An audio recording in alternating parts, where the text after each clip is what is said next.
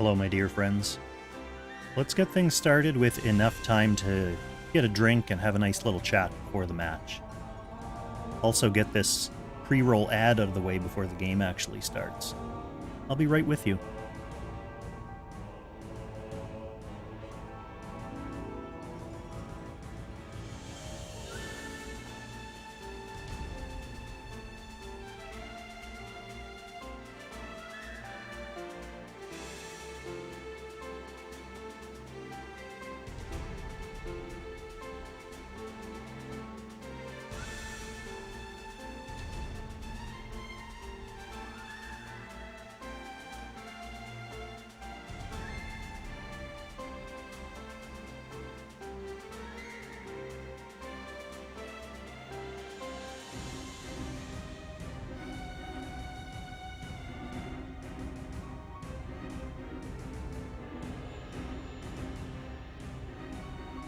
Actually, hey everyone.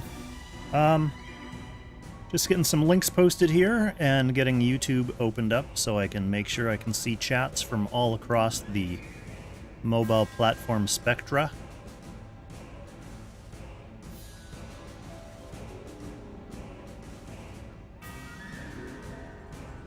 Importantly, Concord.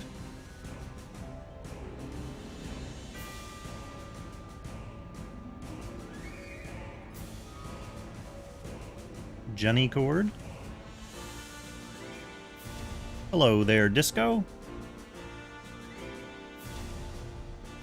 I thought I'd get the stream started today with enough time to have a nice drink, have a nice chat about who's in the playoffs and what the betting situation looks like. So we will get to that in just a momento. Just a momentum. Let me know if everything sounds okay. I didn't change anything, but you never know. Sometimes OBS throws a wrench into our best laid plans. It happens.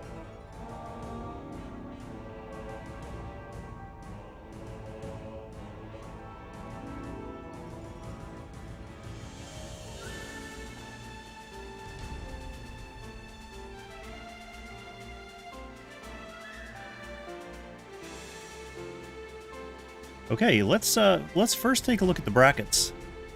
Howdy, y'all. Settle in. We still have a few minutes, so if you show up a couple minutes after the stream starts, you're not missing too much, other than delightful insights from the chat. So looking at this, already we can see that Keu has more bets than everyone else combined. Probably not super surprising, given that most people know he's been the champ multiple times in a row. Hello, Bite. Welcome to the chat. Sean, welcome to the chat. Ilya was the easiest awakening you've ever done. Yeah, Ilya's awakening was really funny. Just stand in the corner and one-shot everyone. The other observation I have here is that 800 people on this side probably wasted their bets, because I don't believe Windseeker and Pay the Toll will be showing up today. If anything, they played behind the scenes. Last time Pay the Toll did show up to play against his alt, just to throw some ticket revenues our way, like a true champ. But, yeah, no, this time I don't think they're going to be showing up for a fake game. So whoever won from that is going to be going on to face the winner between Keu and Defteros, which the majority of the population believes will be Keu. I think if anyone in this entire tournament had the ability to upset Keu from the underdog position, it's potentially Defteros. His account is not as old, which means it's probably not as fully whaled out and fully built. But he does have a very strong pilot and or team of pilots. We've seen him do some really good work in the last couple seasons of playoffs.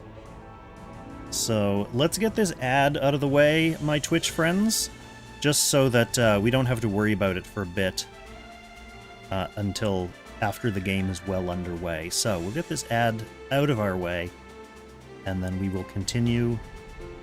Actually, it'll last right up until the end of pre-game analysis. So let me know in the chat who you think is going to win this game, Keu or Defteros. I'm not going to be upset or surprised if most people are saying Keu. But, you know, stranger things have happened.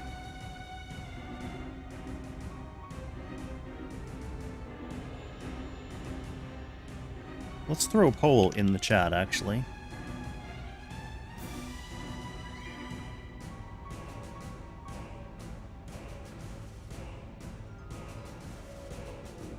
And I think... Can I throw a poll in YouTube as well? I can.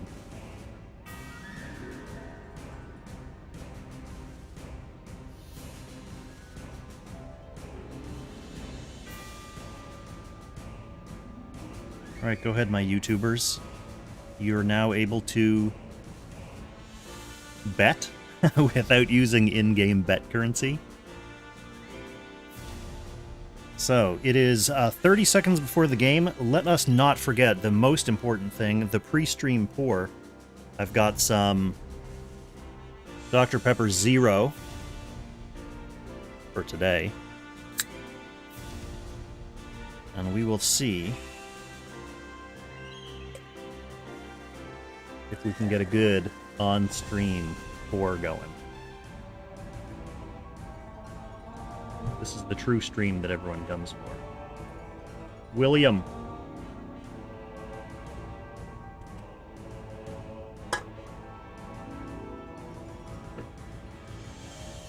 Welcome to the chat, Will. Thank you. Yes, I've got the... I'm rocking the slightly sinister stash and trucker hat combo. It's my aesthetic for 2025. Alright, it looks like the games have started. Let's... Well, Windseeker and Pay the Toll probably won't start. But let's hop in and get ready to spectate the Keu Game. Depends on use and prep of new characters. Sean, I'm going to go out on a limb and say that both of these players have 6-star Ilya. So... I mean, I don't think there's any question that whales of this caliber didn't get her. But yeah, maybe it's a question of how far they decided to whale her up. Although I would be shocked, utterly shocked, if they both don't have her 6 stars.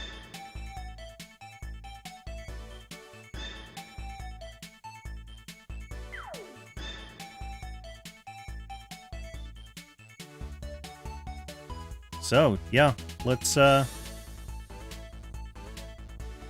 get ready. Do any of y'all have a pre-stream pour on the go as well? This is kind of a comically large Yeti for one can of pop, but keeps it nice and cool.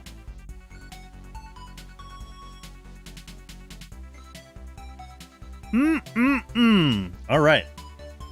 30 seconds till showtime.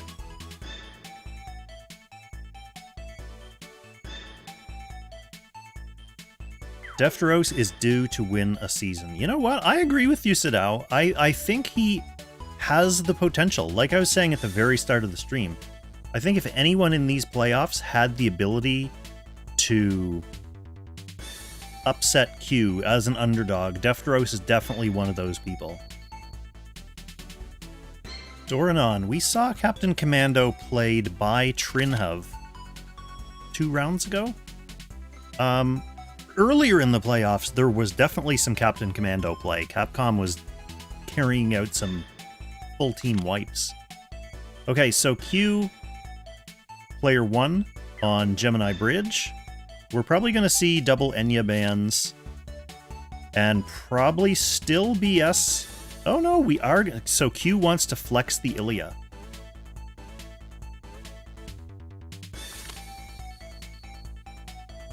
That allows for this BS ban. Oh, they both want to flex the Ilya. Okay, Sean. We are going to see just what kind of hero prep we've got with both of these heroes.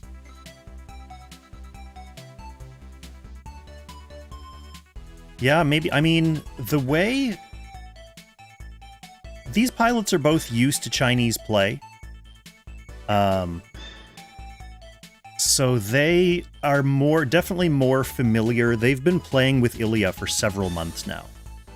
So I think one of the common plays before Vargas comes out, you know, one of the more common Ilya counters is just other Ilya and zone out the middle of the map before the other guy does.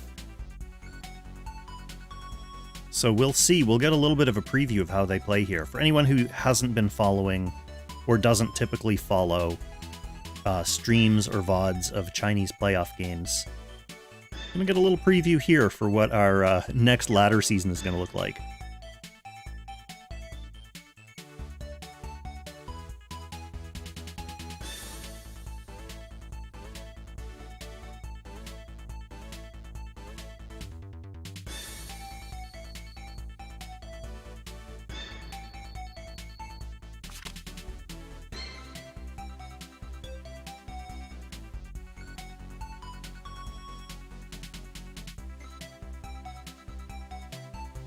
Ilya chains. Does Ilya have chains? Ilya's the one with the angel with giant range. She kind of has chains in a sense that the angel has a Moby down aura. Is that what you're thinking of, Zuko? When you move into the angel aura, you have restricted mobility. It's not really chains, though. There's a woman with chains. Sovereign of the Abyss. So unsurprisingly here, Keu as player 1 picking a more aggressive box. We'll see if we'll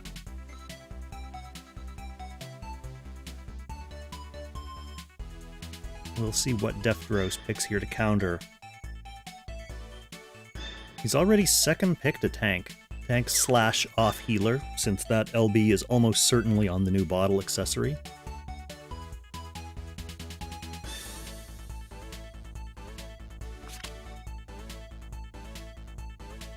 Yeah, unsurprising. Bright Summoner third pick. So lots of support here. Oh, good to hear that, Josh.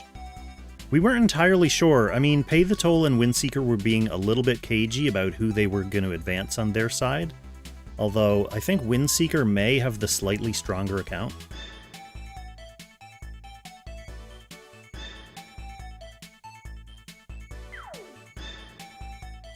Yeah, Zuko, I don't know if you've seen any clips of her, but if the game lasts long enough that fog starts creeping in and you're occupying the middle, her 2C teleport is really oppressive. It just throws the whole opposite team out of the middle of the map and into the fog.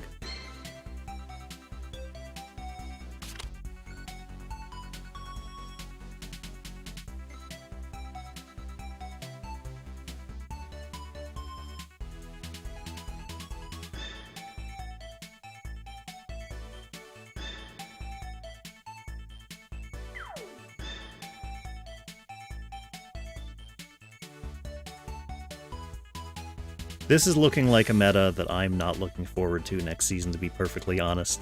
I know, Sadao, if you're still in the Twitch chat, Sadao's a fellow ape rusher, and he's probably going to still try to ape next season. Yeah, I'm going to be trying to ape next season as well, Sadao. Gold Magistrate, Pay the Toll did not forfeit. They had an agreement. They either played in advance. They're best friends, not best friends, but they are friends IRL. So they decided between themselves who was going to advance to face the winner of this match. Let's just say that.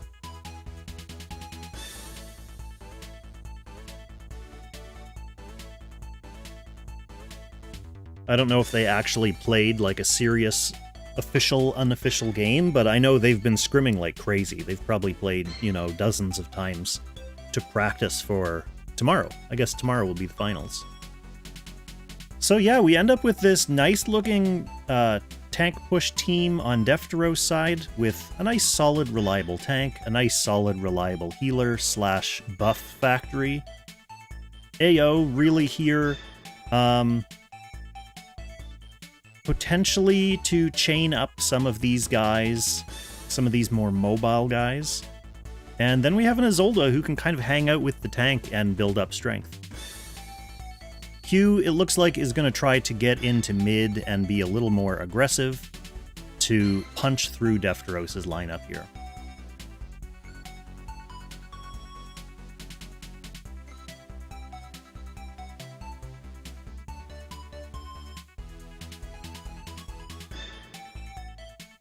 So, I know some of us, like Zuko, have not tested or looked at Ilya much at all. Some of us have played a little bit in casual scrims and done a little bit of testing and such. Probably with our 3, 4, and 5-star Ilyas. But we're about to get our first taste of seasoned, experienced Ilya players first picking their 6-star Ilyas. So let's see just how they work head-to-head. It's going to be awesome.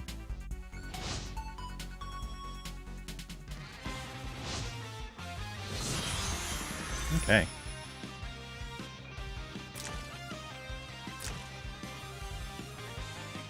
Definitely 6-star.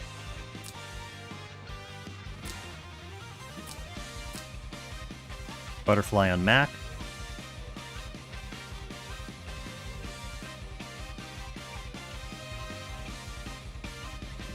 Nice to see the Royal Protectors here on Lightbringer.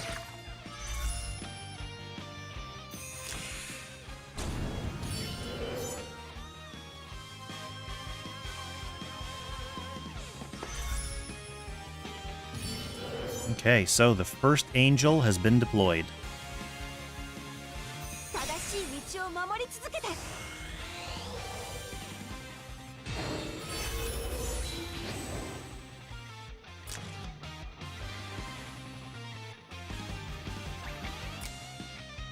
Capcom alone? I mean, he did bring his assassin skill, so that's one thing. He can punch a bunch of damage, potentially trade for, like, the BS.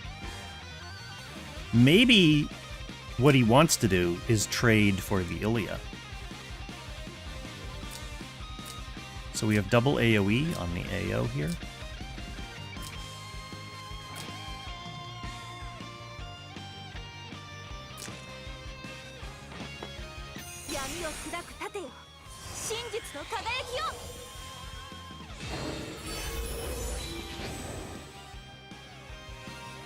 Phalanx will help him survive, I guess, against these lizards.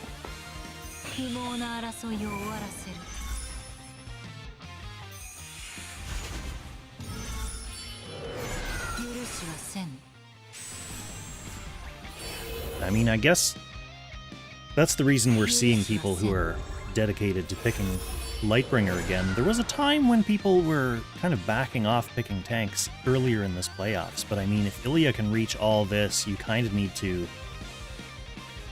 have someone who can eat Ilya hits. So Capcom is at least going to be chain buffed by the Sovereign.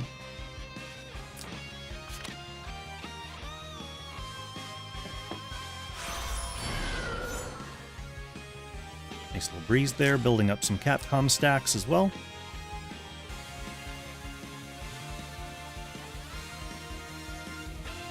He doesn't need to go right now, because he is under guard.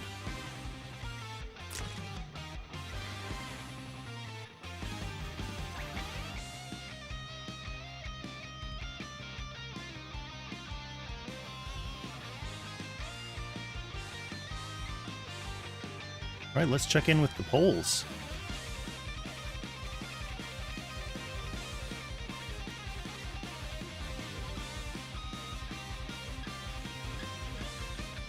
Uh, 100% on Twitch voted for Keu. So not a lot of faith in the underdog on the Twitch side.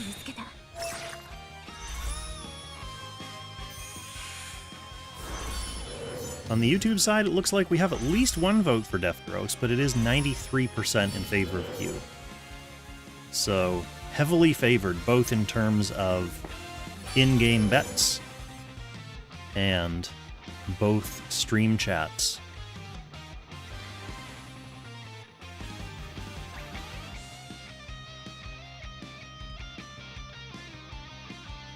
Well, I mean, the thing, Send Scale, is that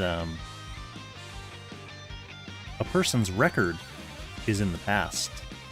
Keu may have won many games, but this playoffs is this playoffs. So, all things being equal, if both players are strong, have good teams behind them, and have whaled up current meta units, which we know they both do, then I mean, I think Defteros has a chance.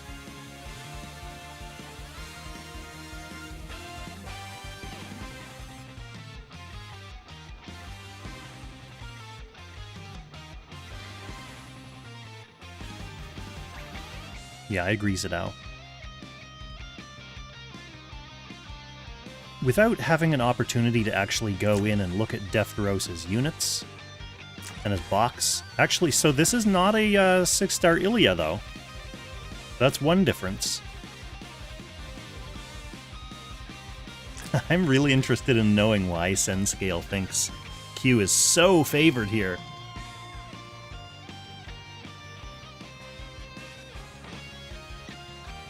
Yeah, that's definitely one difference, Chill.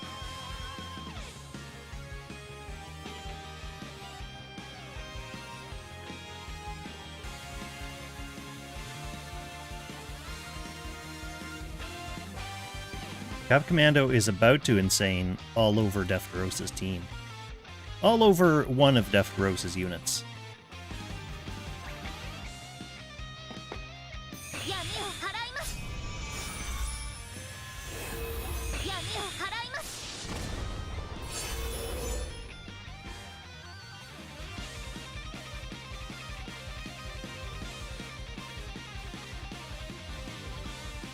Well, the Angel, Gold Magistrate, the Angel has 3 base range, and then it's +4 on top of that. That's why this area looks so huge. Like, by default, without stacks, the Angel has 3 range, and then each stack is on top of that.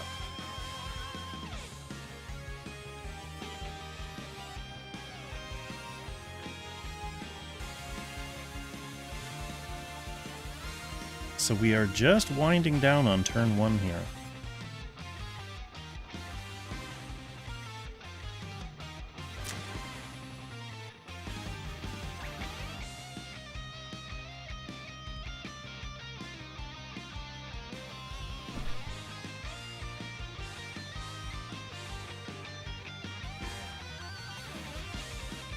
The Angel range is affecting somebody else's match. Yeah.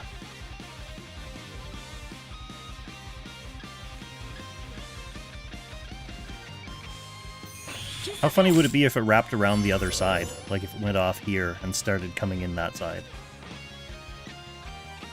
Little creeps.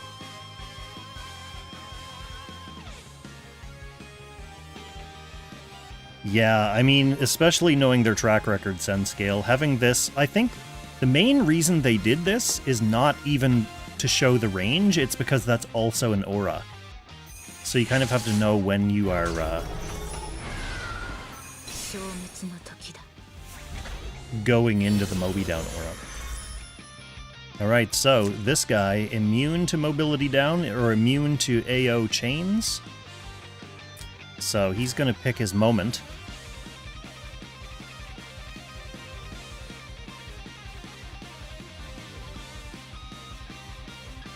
Ilya is decently protected back here. I'm not going to bother to count Capcom running plus teleporting range to see what he can actually get at. But with his act, again, he should be able to reach everything.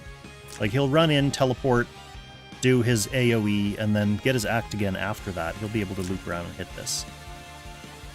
She has a revive, though, so she may not be the target. Bright Summoner's another common target for those Capcom one-hit AoEs.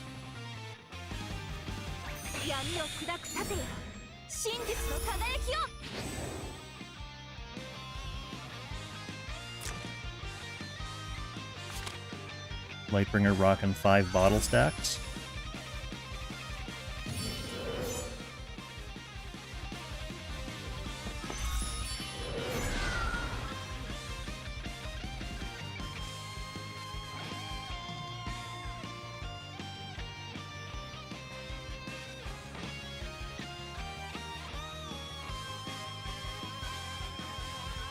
Yeah, Sean, the ICBM. That's one nice thing about Ilya, is that she doesn't even need to get pulled forward for attacks like that. She can just hang out back here with her Angel, and eventually she's going to be hitting stuff. So Sovereign doesn't need to worry about pulling her forward. She wouldn't mind creeping ahead, like still inside this Angel aura a little bit, just to reposition the Angel forward one square.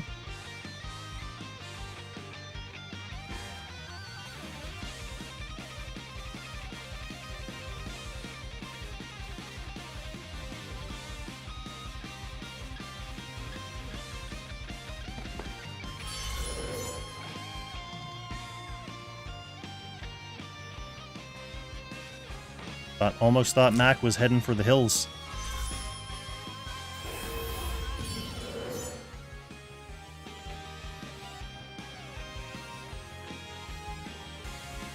This kind of reminds me of the fog hugging days, but it's like angel hugging. Go back to my Dr. Pep.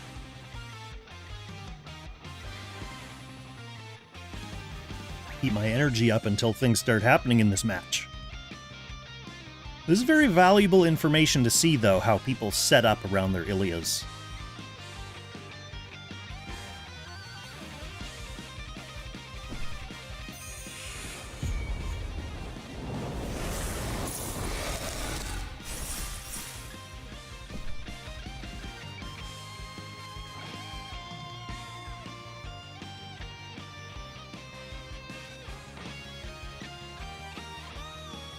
Oh, there's still plenty of time, Doranon. What? I'm a zero! What are the chances that I'm watching the only currently active Apex match? Welcome to the stream, nonetheless. Yeah, but Doranon, you've got another whole month. So go out there and gather your resources and keep trying. Although I will say that if you're not planning on using her for Apex this season, like if you just want to get a copy for eventually, she'll be coming back in like 5 months on the Valentine's banners. She's on a raid up with Zion, so if you have Zion, you can summon or build him up and just like do an exchange for Ilya. That would be like the super budget, free-to-play noob way to get her. Or you could just keep summoning, you know. Yeah, sorry, Emma. I should have let you in on that. I thought everyone knew that those guys weren't going to play their match.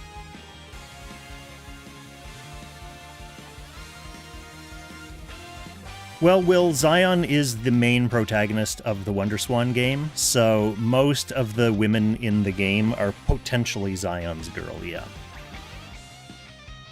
In fact, this is actually a funny Valentine's.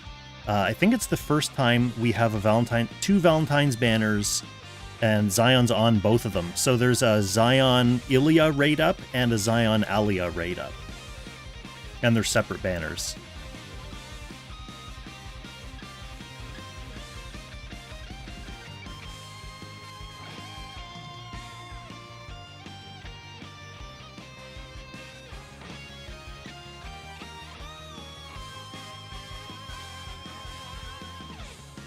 Well, Sean, if you don't have Zion already, those are your 2 opportunities to get him coming up. I was sharding him originally because there were murmurings that he was going to be a potential Vargas counter. But I kind of, like, I watched a few matches and I kind of don't really like how that Vargas counter plays. Sorry, Bite and Bit, I know you're a Zion man anyway, so you don't need that extra incentive for having him built. But I stopped sharding him, so yeah, I don't know. I mean, I don't need to rely on those Valentine banners now anyway, because,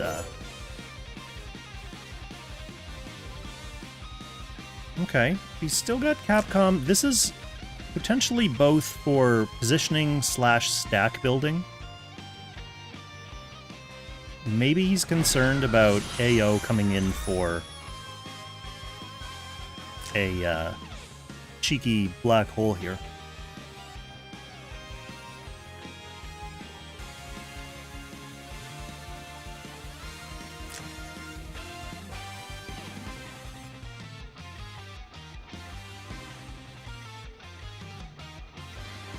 One thing is, these angel auras are so big, it's almost easy to lose track of them across the map. Like, they're filling up the entire map, so all this empty space here is inside an aura. How good is Vargas? Vargas is... yeah, he's broken bananas. Like, actually looks like a mistake broken unit. He's gonna be 50-50 most common first ban alongside Enya. And he can full carry like 4v1 in Apex. He's super, super broken.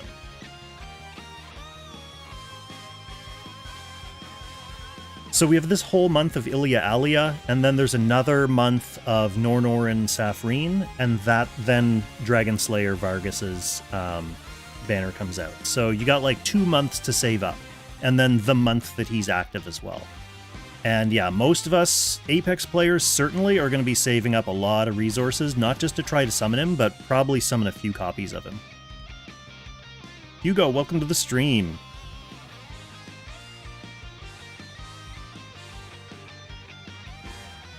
Yes, exactly, Hugo. There's going to be a Zion plus Ilia raid-up banner.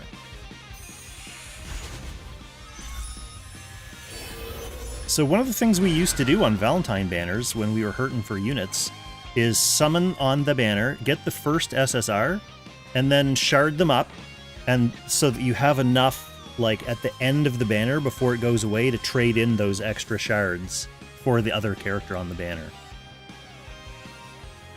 Yeah, Sadao, Safrine seems to arguably be a skip. I don't really see anyone using her or Norn in Apex still. I mean, you know, Chinese players, there's going to be a couple people who are using them. Nornorin does get some use in PvE, but, like, the fact that Dragon Slayer Vargas comes out right after them makes them a much more compelling skip. Hey, Cucumber, welcome to the chat.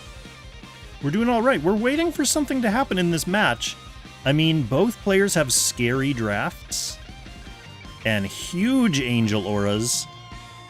They're running down the backup time a little bit, but so far no one's really engaged yet.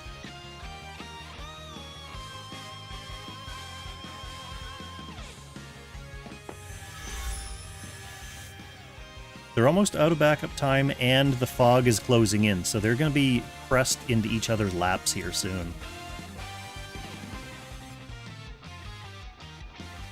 Oh man, Bite, I really hope that you get your Gerald and Layla as well, just because, I mean, everyone gets a Gerald and Layla. In the congregation, someone gets a Gerald and Layla when they summon. And if you actually want it, that's the perfect time to get one. Insane Adar, did Windseeker and Paytold play beforehand? Yes, they did. They are friends IRL, so they actually played a bunch beforehand.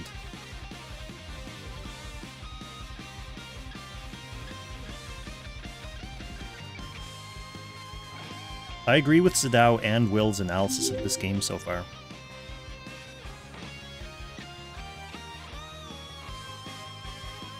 Acid Rain, thank you for the follow. Welcome to the stream, and enjoy your Seal Guardian.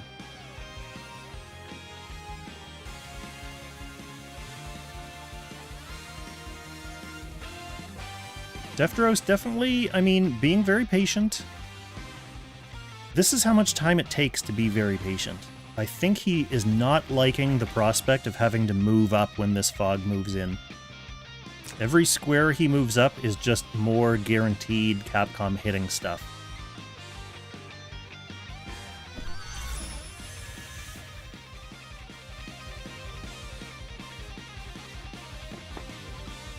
I kind of like that play with the phallus fish.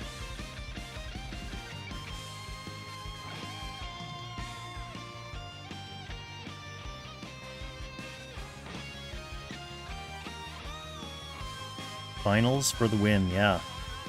I mean, functionally you could argue, you know what, I'm going to snooze this ad because we're just getting to the point where stuff is going to start to happen. And if an ad starts playing on Twitch, you guys are going to be so salty. Well, the ones who don't support the stream are going to be salty. Yeah, exactly, Sadao. Also, potentially, Well, I mean, I was gonna say it closes off this as a square for Capcom to land, but that doesn't really matter because Capcom is going to move off his destination square anyway.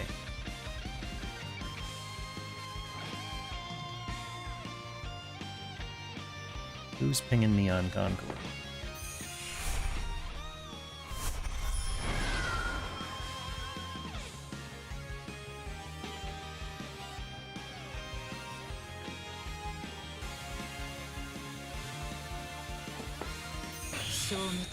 Well, there's your AO pivot.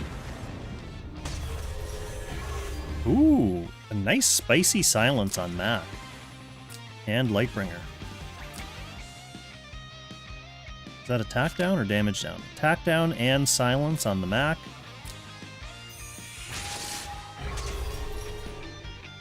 And the chains go through on Capcom this time. Not immune this time.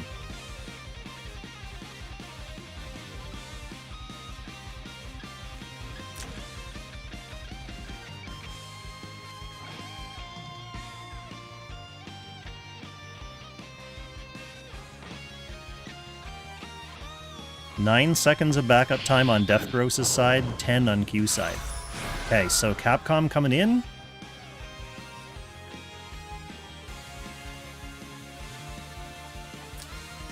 With these chains, his follow-up options are slightly limited. Okay, so he is going to go for the single target assassin on Bright Summoner. Couldn't reach Ilya. She has the revive anyway. Again, I'm not sure exactly, like, what her main threats are. Easy one-shot kill. She didn't even use the angel. She just attacked from herself. She had to do that to pull the angel up, though, so that it wouldn't get eaten by the fog. I assume the angel gets overwritten by fog. Angel overwrites most stuff like that. Although, yeah. I was going to say, does the fog overwrite Jace portals? It must.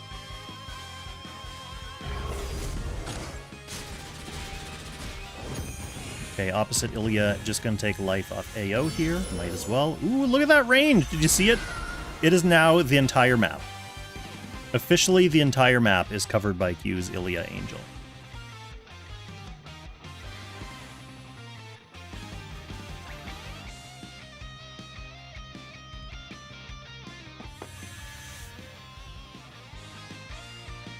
Well, it's not exactly a terrain effect, Zidao, but it's not like a character either, so I think AO's portal survives fog because that's a person.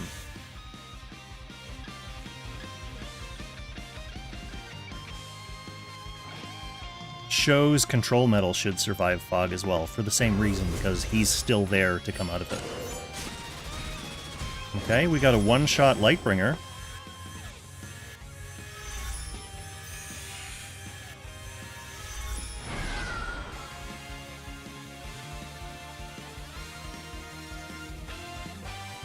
So Keu's tank down to her final life.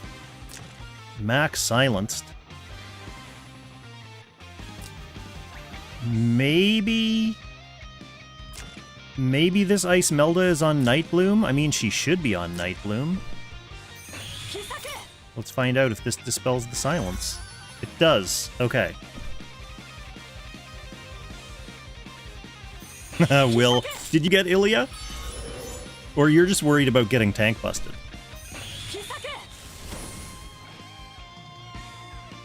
Remember, one of the nice things about Ilya is that she gets to use a plus 15% int staff.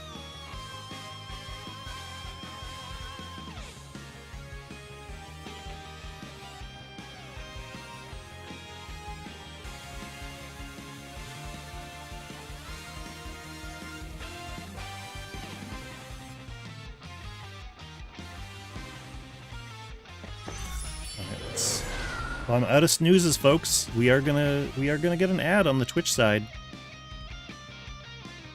Sorry, not sorry, I guess, is the official response to that.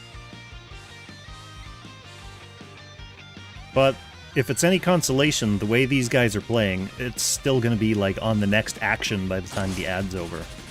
Mac going in.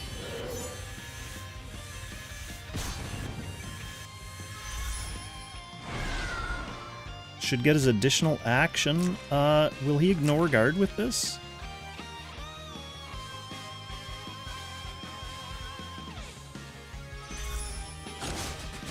Yes. Okay, so that's that stacked up Isolde down.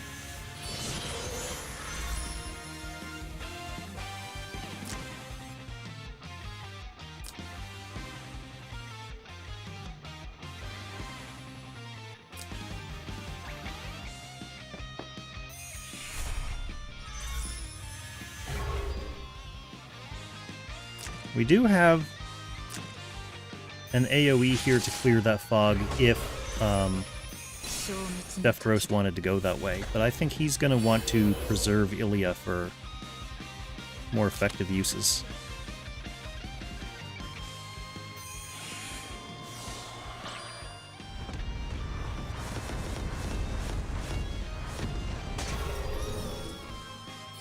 Wow.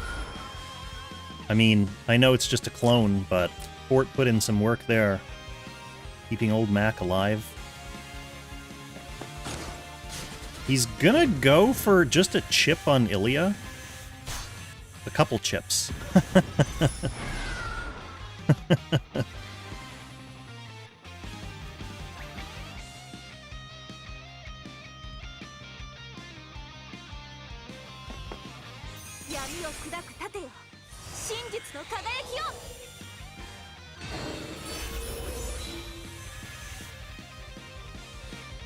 That's still fine. I mean, Defteros' Lightbringer is on Fort, and she has her revive.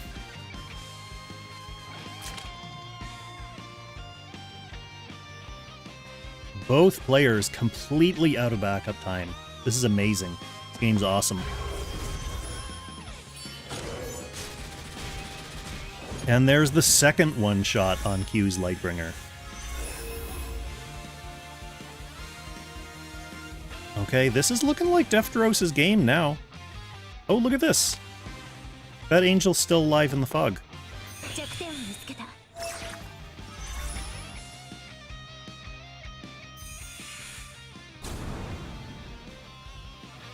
So to win this game, yeah, it's Keu has to rely on that AoE, just constantly griefing with that AoE. The thing is, I mean, Defteros can just pick him now. I mean, we still do have threat from ice. Defteros has to kill all these units. Okay, so the Mac is off the table. This AO is a fully fledged real-life AO now. Isn't she?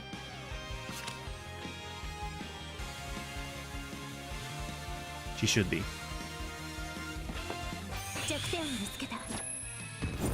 Okay, so Keu going for the chain fogging.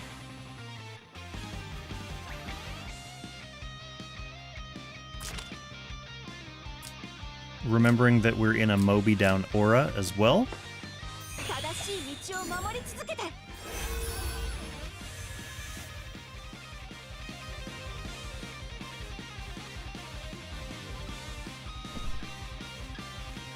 Yeah.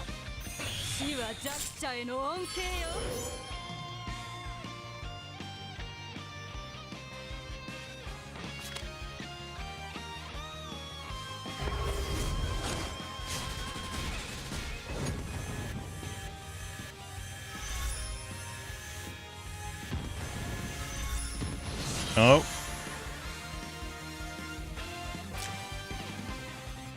She's about to put Lightbringer back in the fog.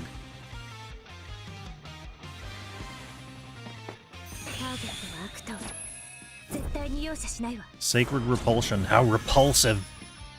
Can she get back in?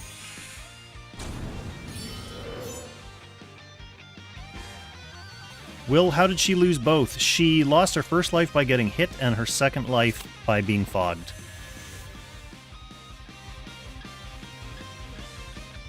Yeah, this, what we're seeing with Keu's gameplay here is exactly how you use her. You get to mid first. You gotta get to mid first.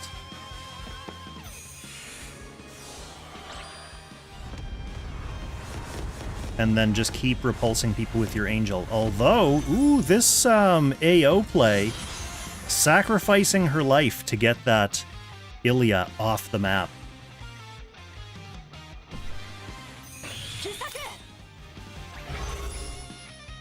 Are we gonna get a frozen, fogged Lightbringer here?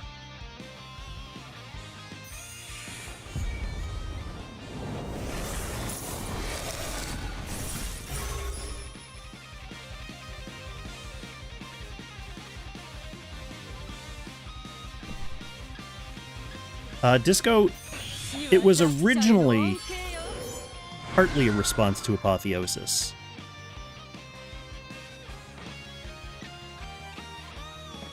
I mean, Apotheosis is still kicking around in the meta as well. Okay, can this Lightbringer outlast this Sovereign?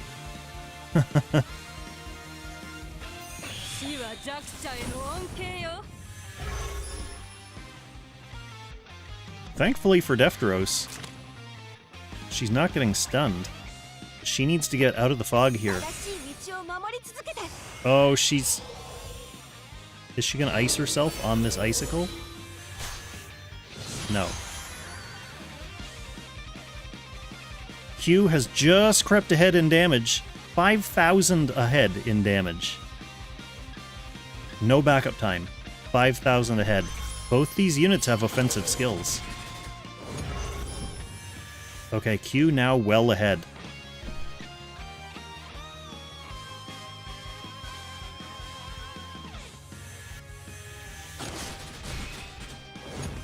Lightbringer creeping up a little bit there, doesn't really get any useful healing though. This is what happens when you don't have room in your kit to bring your attack skill. No devotion, no little devotional healing. Everyone, all these Lightbringers have to bring mass resist these days, right?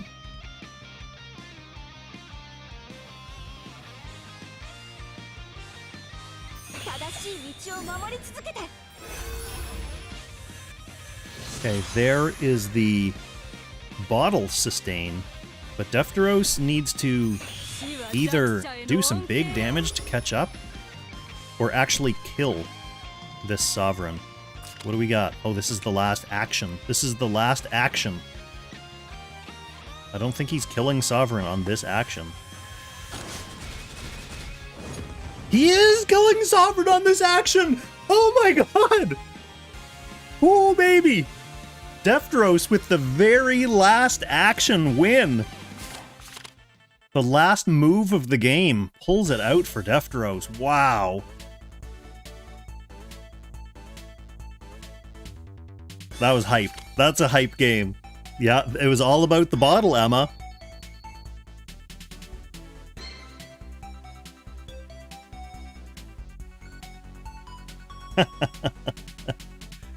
Oh, that was good. Defteros, big game one. So, here we go. Can't wait to see what's going to happen in game two here.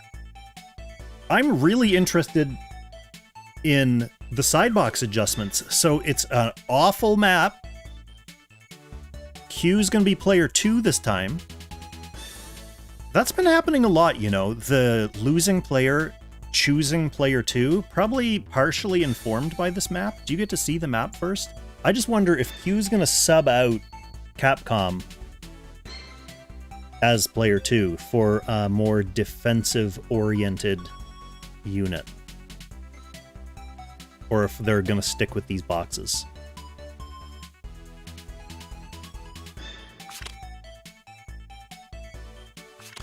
Yep, okay, Capcom comes out, and whoever was looking for Landius, Bites, that was you earlier, wasn't it? We're also bringing up Landius, the player 2 Landius, and Liana for Tyrantel and Capcom. So, I have a feeling we're going to see a pretty similar ban pick line, though, with the Enyas going down and the Ilias coming out.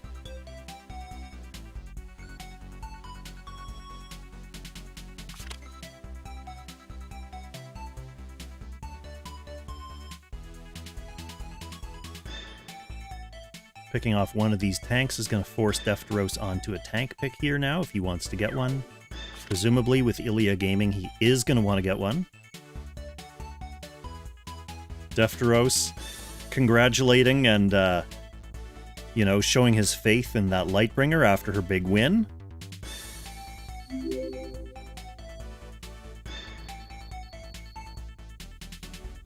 Yeah, it's a little more dynamic, Turtle Zuko. Thank you for the follow, by the way, Twisters. Welcome to the chat. Enjoy your Seal Guardian. Zilla. Sorry to hear about the tough times, brother. I'm glad you can come and unwind on the stream a little bit. Always happy to have you here.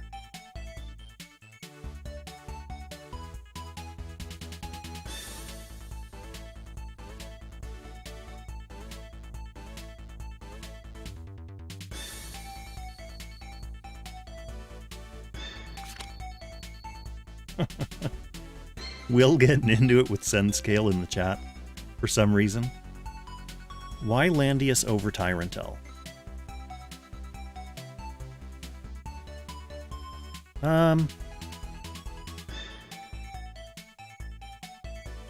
Landius has an aura that'll help with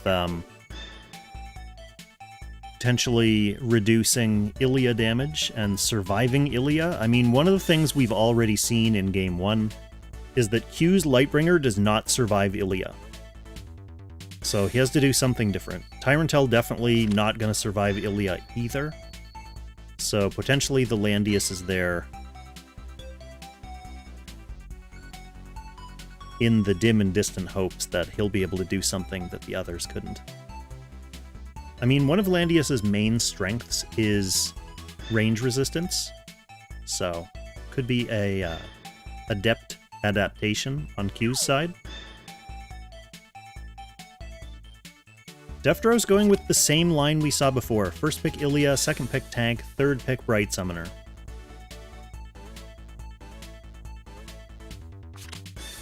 Damn no Oboro. I mean, the Isolde is kind of playing the role of the Oboro on Keu's side.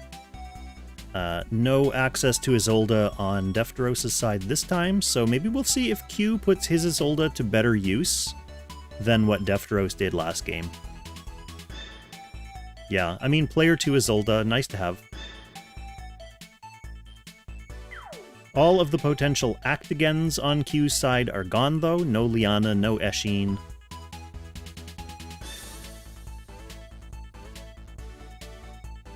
Yevin, welcome to the chat. Thank you. Notes for Noobs are the best. Notes for Noobs, that was, I mean, the old Should You Summon episodes never used to have Notes for Noobs. Because I didn't like to give my own opinion, my own thoughts on the units. I just like to kind of describe what they did in a bunch of different categories and then let you put the pieces together for your own box. Like, everyone has different needs, right? Then people kept saying, like, no, give us your thoughts. So at least I get my thoughts in tiny, bite-sized fashion.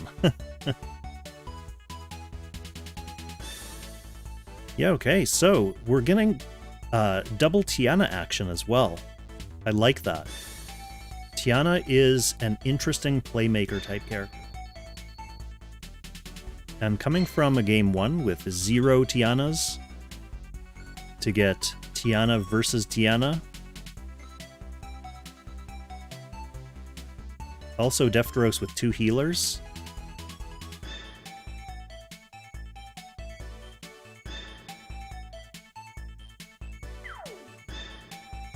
Will thinks Keu has this round.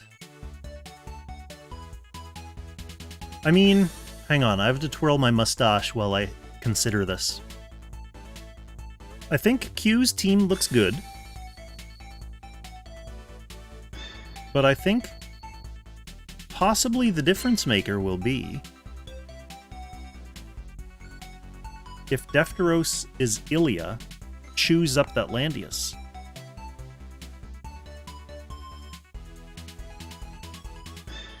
Yeah, exactly, Bite. I mean, and you're not the only one. I mean, my Should You Summon episodes about Transcender are overall fairly objective assessments of his weaknesses, but of course I've been playing him for seasons upon seasons just because I like what he does in my box. I like him as a unit, so, I mean, people weigh their own decisions, what the pros and cons are of not playing strict meta.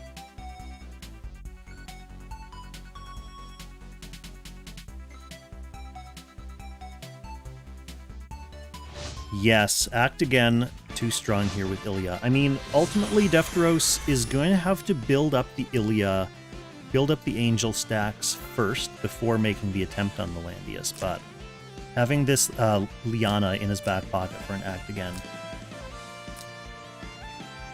Combo play.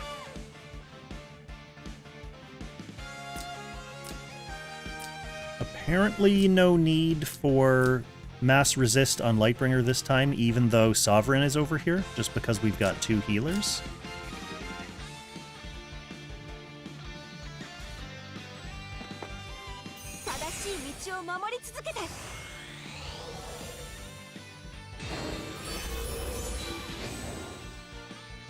Okay, Lando, yeah. Lando with over 20,000 HP and Guardian Infantry. And remember, he's got mage, or range damage reduction.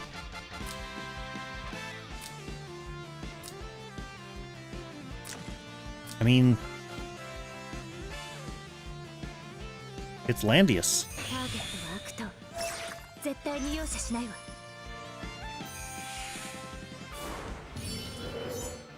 I 100% agree with Young Jessica.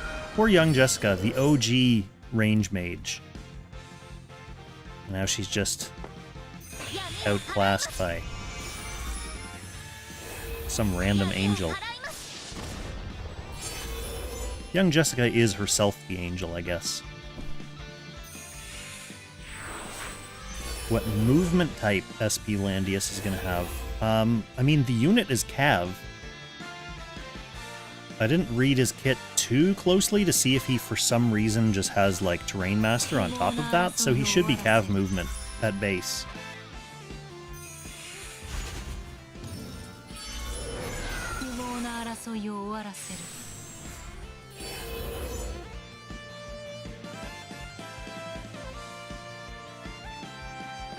Yeah, I mean, I think most Landiuses are Thorns already.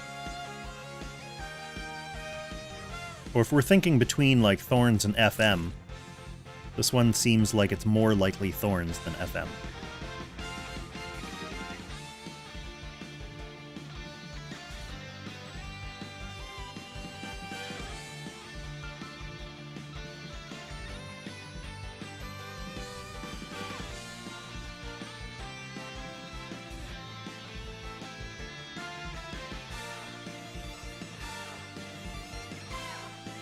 Last male pro tag, at least. We're still waiting for SP Liana? That seems really unlikely. Getting SP Tiaris. SP Lambda also doesn't seem super likely because she has Mariandel as an ult. Although Sigma has Werner as an ult and he got an SP. Rachel could really benefit from SP.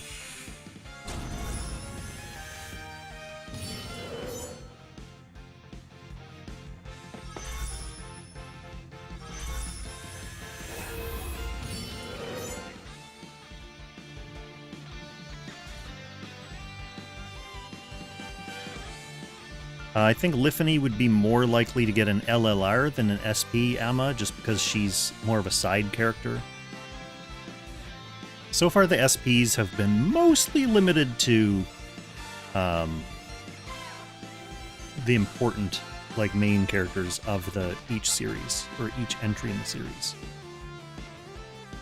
Yes, SSJ for Patrick. The next SP coming to Global is Tiaris, relatively soon. But the next SP after Tiaris is Landius, confirmed.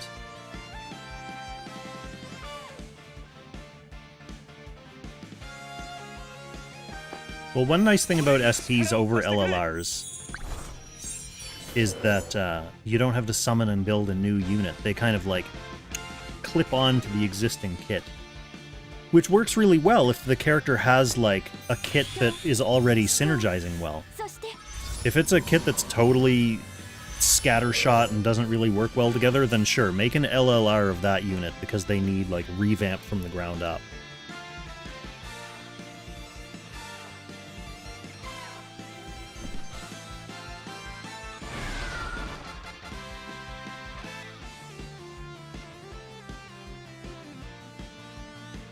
Cucumber, that would actually be an awesome design if SP Rachel was like the Gizaroff-controlled Rachel. And it was like a mech class. That'd be cool.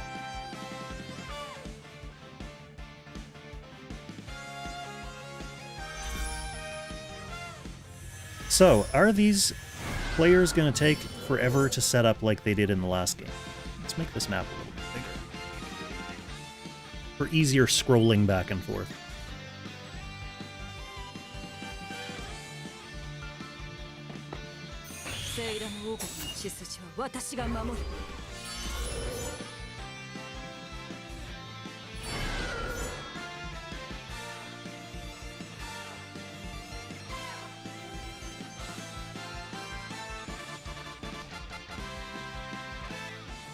This match will be quick in relative terms, maybe? I mean, they both still need to wait for their angels to get built up and chew through tanks. I mean, maybe there's going to be like a Tiana run-in sneaky snipe type move? Maybe? Rice Crew, hey, you missed game 1. Defteros beat Keu on the very final action of game 1. It was actually after like the first 7 or 8 turns of setup and slow angel growth. It was quite a nail-biter.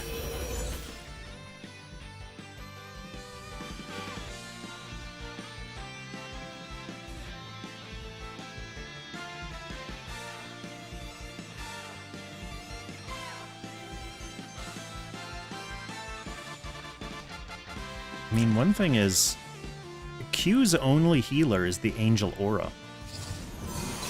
And maybe like one skill on the Isolde. Whereas Defteros has much more ability to sustain through all those little chippy hits. I mean, this Landius definitely doesn't have the same bottle power as the Lightbringer does. So, all those little annoying chippy hits coming in from Defteros' side could annoy Keu.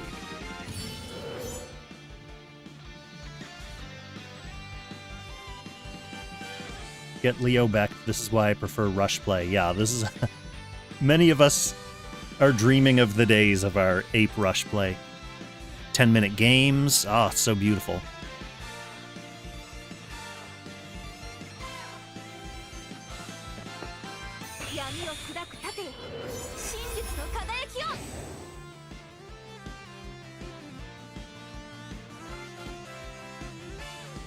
So we can see here that Defteros' Ilia Angel is just creeping up to Q's team here now.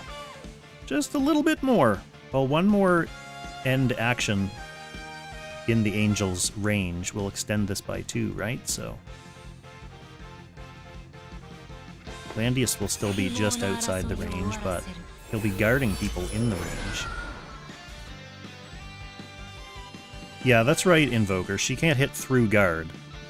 Although, in Game 1, we saw her just one-shot the guard, so it didn't really matter.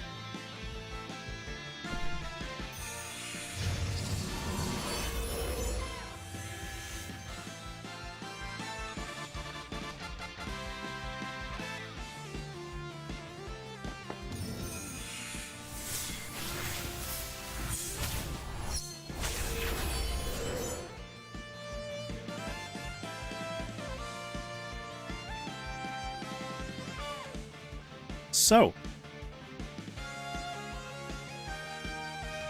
how do we think of Windseeker's chances against the winner of this game? Whether it's Keu or Defteros. Windseeker has been playing really well. I really like Windseeker's play. One thing he constantly complains about, though, is that he has Kid debuff. Like, Apex is at bad times for him. And there's always a crying child over his shoulder, which could be a problem in the finals. But we've seen him play, like, strong meta games before, both in these playoffs and in Summit der Langrisser.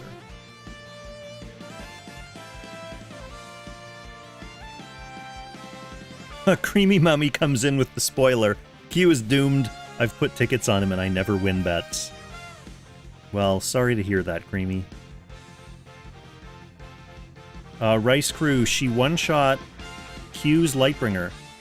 Defteros' 5-star Ilya one-shot Keu's Lightbringer twice.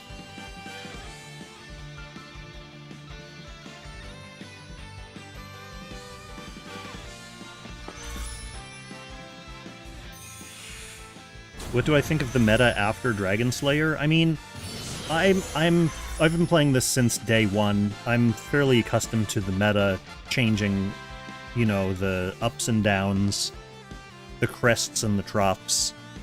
I think Dragon Slayer is a super dumb unit, but I'll be happy to use him. Like, I like, you know, bulky male units, so I'm definitely going to be putting Vargas in my box.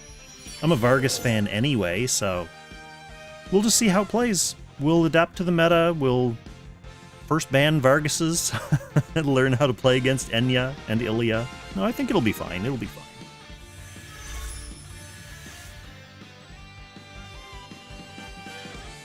What weapons do people run on who? Ilya? Astaroth. You should watch Should You Summon.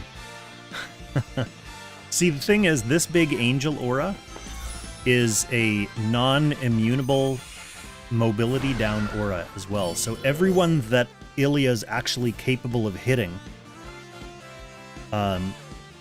automatically is considered to have a debuff, which means she gets the full plus 15% int from Astaroth. So she basically always has a 15% int staff equipped.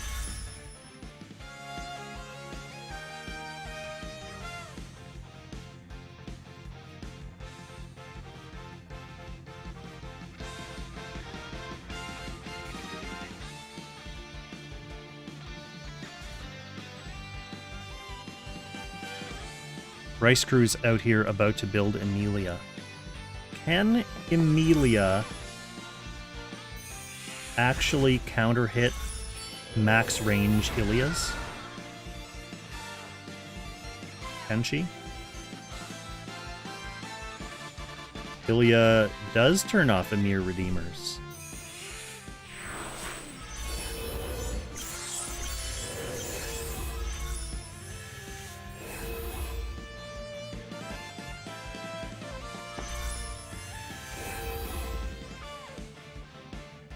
Yeah, that's the thing though, Rice Crew, is that it says in her kit she has infinite counter range. Because that was like against 4 years ago units. They just put in like a default counter range of, yeah, it's like 10 or 12. Because they didn't think anyone would be able to hit from farther away than that. I think her counter range is functionally like 12. So Ilya could theoretically attack from one space outside her counter range.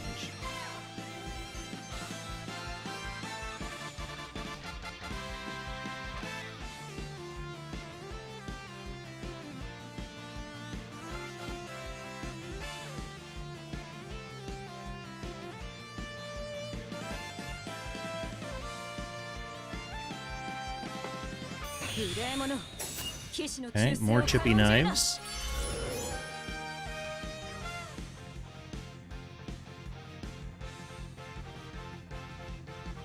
Yeah, I mean, that's true, Rice Crew. You will always be getting closer.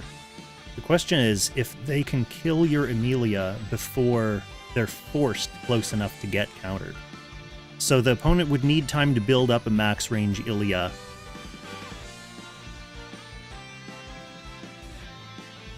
And then kill Emilia. Which, I mean, theoretically that's possible.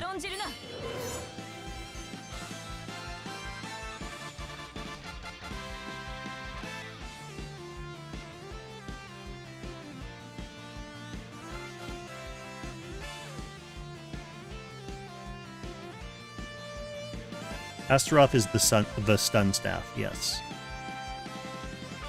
Percent chance to stun. So people will also put an accessory on their Ilya to hopefully disable their target's stun immunity.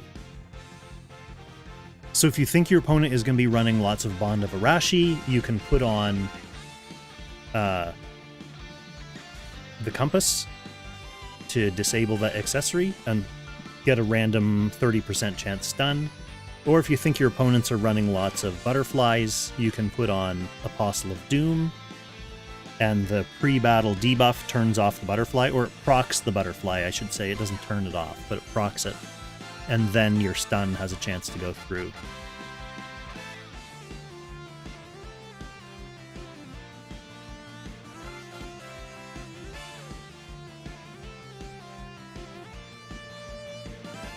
Yeah, man, 100% stun chance would be bananas. Even more bananas. Oh. Wait, Maddie, can you, like, hear the stream but not me?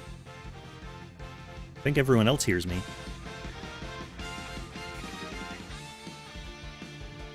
If the Twitch side couldn't hear me, for sure they would have spoken up by now.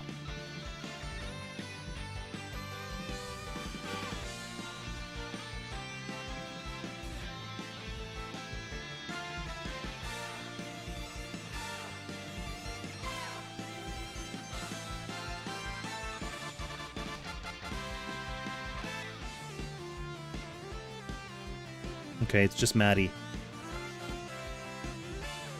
Maddie, you may just have stuff muted.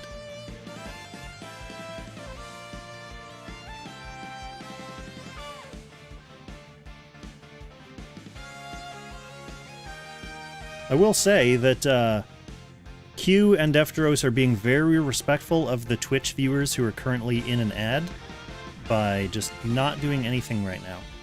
Keu's waiting for you guys to get out of ads. Thank you, Jams. Thank you.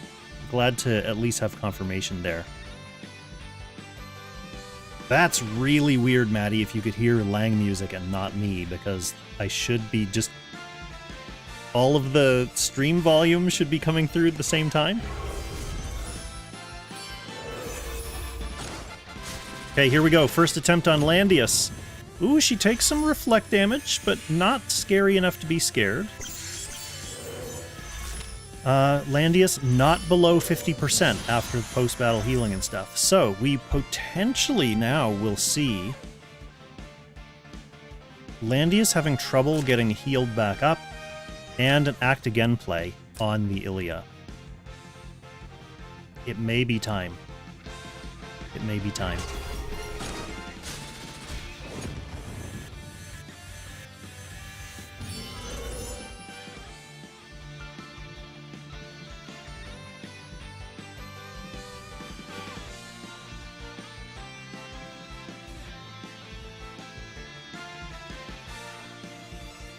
Just noticed that Keu's Ilya is holy. Defteros has a mage class one. Because I was gonna say, like, could Holy Ilya use, like, Gift of Eternal Life if you didn't care about all the extra Astaroth int?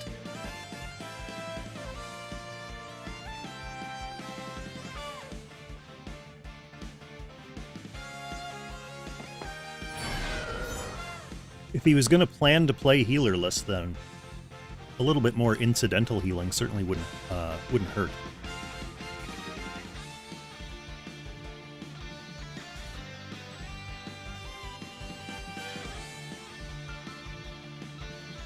Invoker and Rice Crew on the Twitch side with their fingers crossed that someone's going to hand out some gifties here soon, and they'll be the lucky recipient.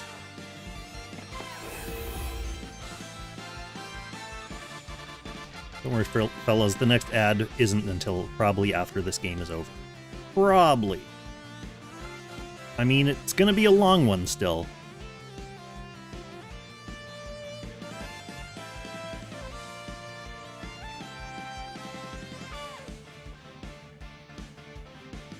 Is this the turn? Is this...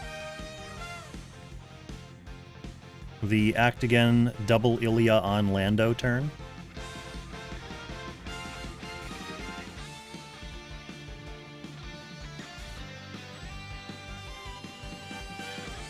I mean, the thing is, double Ilya on Lando, we're still just taking Landius's first life, right?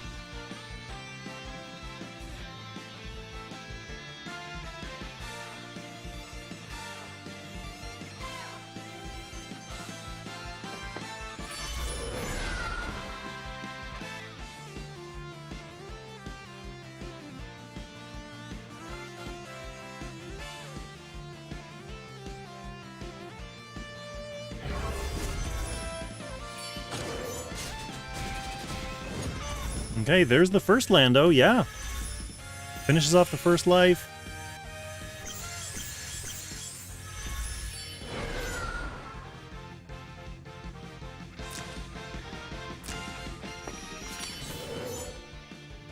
Now the next Ilya should be able to just kill him. And then, yeah, here comes the act again, and then it's just a matter of staying back here. There's still, like, 2 more turns before the fog forces Defteros' team to move away.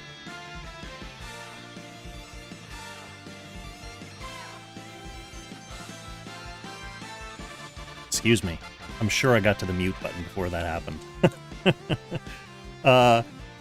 Yeah, there's still a couple turns before Defteros has to move, so he can chill back here, and he doesn't have to worry about anyone guarding his attacks, other than Tiana, I guess.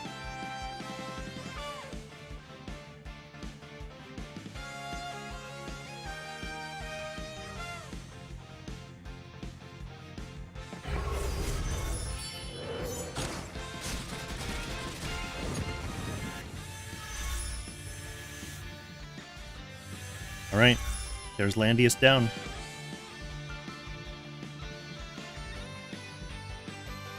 Hi, sweet. Hi. Hi. Are you going to come up and say hi to everyone on stream? You're just going to shake down there? Come on. Come on. Come on. Up here. Come on. No? Okay, bye. You were just asleep, I can tell. I mean, Keu has a couple things he can do, right? Like, he can charge in with that Isolde and try to kill something.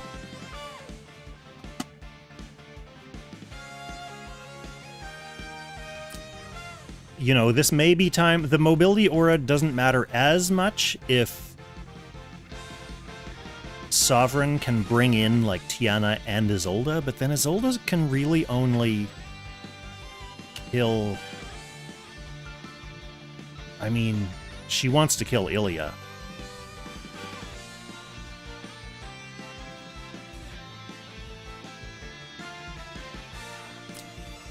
Yeah, that's true, Yang, if Ilya is using a normal attack. She can only do that on normal attacks, not on skills. So typically, Ilya's using either a single target skill or her AoE across the whole map. So Tiana doesn't get to take advantage of that much.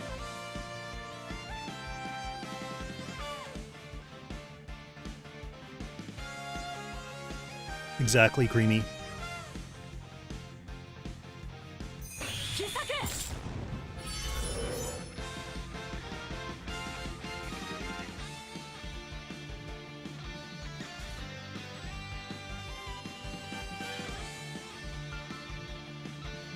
So Ice can pull these 2 units ahead if she does it from back here. Otherwise, she's going to risk leaving Isolde behind. She doesn't need to pull Ilya.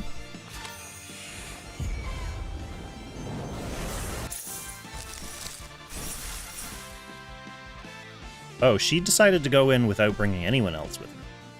She's just throwing some ice tiles down.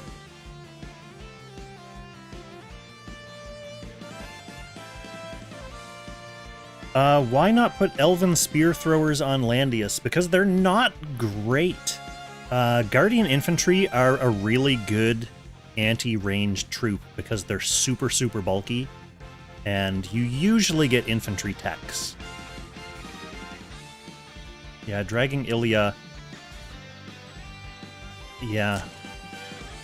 I don't know what that does for you. Yeah, maybe that's it, Yang. Because this Ilya can AoE, it'll push... I mean... There's not enough fog here for that to really worry Defteros, I don't think. It's a thought, though. I mean, if Keu thinks that that's what he has to do to win this game, it's a thought. It's a thought.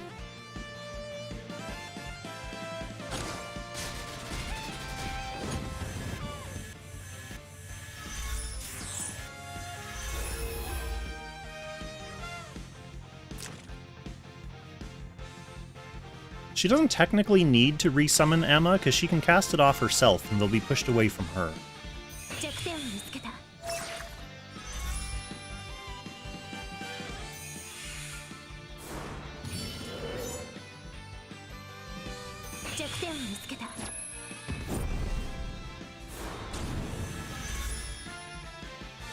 Okay, Tiana was above the angel, so she got repelled this way, so she's super fine. She's not worried about the fog.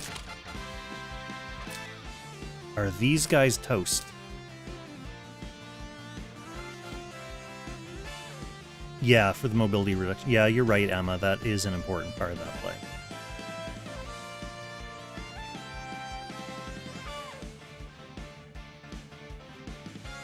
Are these units all toast? I guess not if Ilya's dead? Does the angel stay?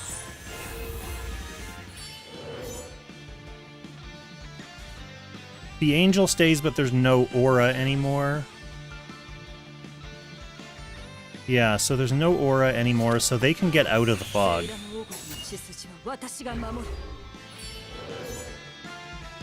And there's no one left to move in to block these squares either. I mean, the Ilya can't get out of the fog, but she has a revive.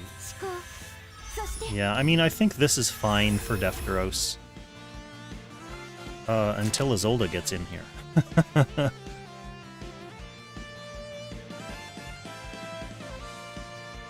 Oh, that's the other angel. Yeah, okay, that'll be disappearing soon.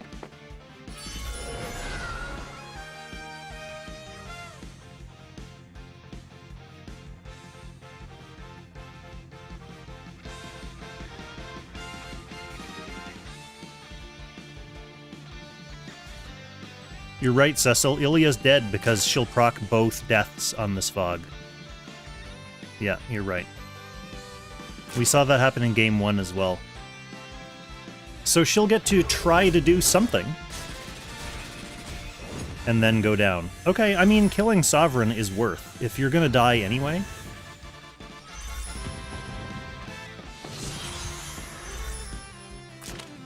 Lightbringer can't get out. And no one's being guarded right now. Isolde, it's your time. Go get them. I mean, Isolde, yeah, Isolde has free reign whether there's a guard there or not. She's going to be primed up to hit 2 people as well.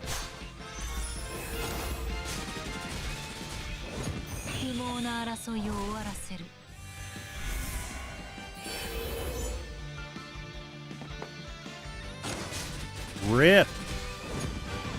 So the wild teleport Ilya in deep and then fog play pays off big time for Keu, and we are going to sudden death Game 3. Big brain plays. Really good games. Game 1 and Game 2, both really good.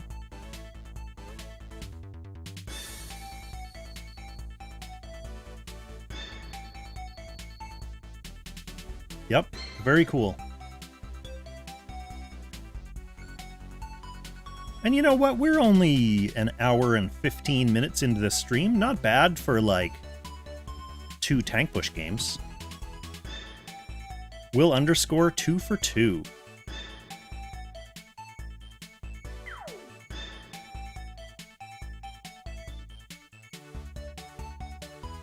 Senscale, you gotta give them some slack. This is, like, literally the first or second time most of these people have ever seen Ilya. Too bad you can't do teleport fog trick turn 1. That's what we need, Creamy. That's the next QO quality of life update that Zilong needs to give us, is turn 1 fog. Give us like 4 layers of fog on turn 1. Then we'll be happy.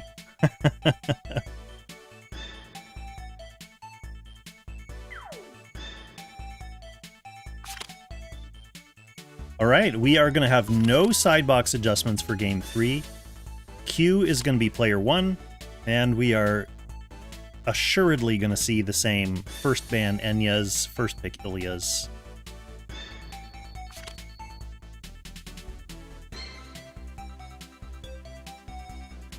I will say, it has been central to Keu's strategy in both games to fog the opponent's team.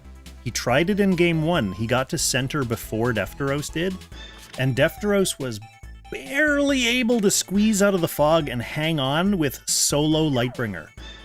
Like, it was almost a Keu win thanks to that fog teleport move, and Defteros barely hung on. Barely hung on with that Lightbringer.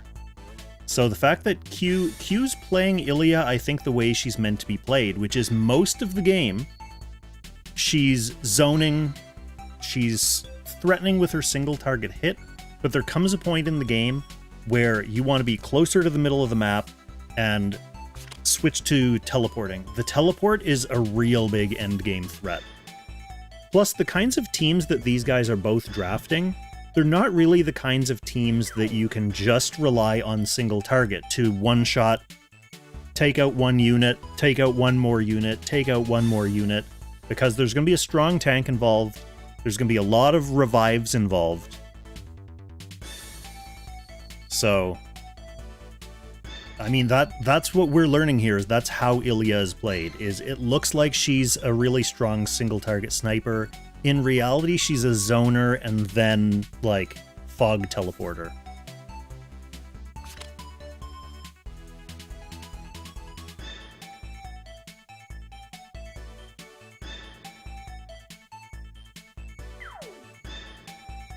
Well, thankfully, Cecil, now that that battle pass is over, we can all start getting RNG vials, like from Timeless Trials.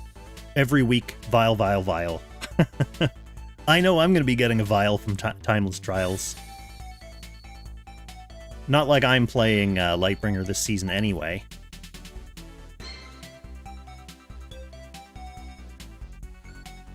But I can put it on some rush unit, I'm sure. One of the rare units in my box that doesn't need boots. Alright, Keu going with this Lando again.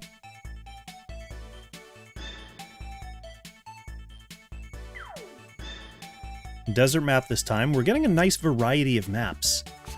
One of the things I hate about map RNG in this game is often you'll see back-to-back maps.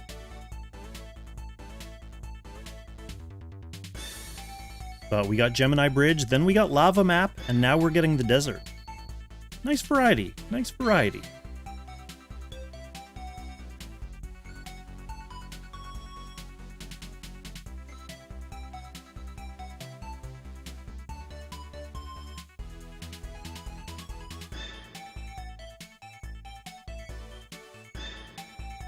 Well, hello there. Hello, old woman. Go to your bed. Right up here. Oh, Lord.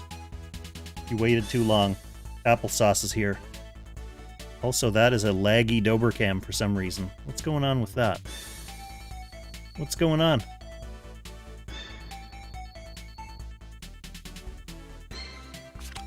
Is Jace off the meta now? We're not seeing as many Jaces. They vamoosed. That'll give me time to diagnose why that cam was slow. Double tank on Keu's side.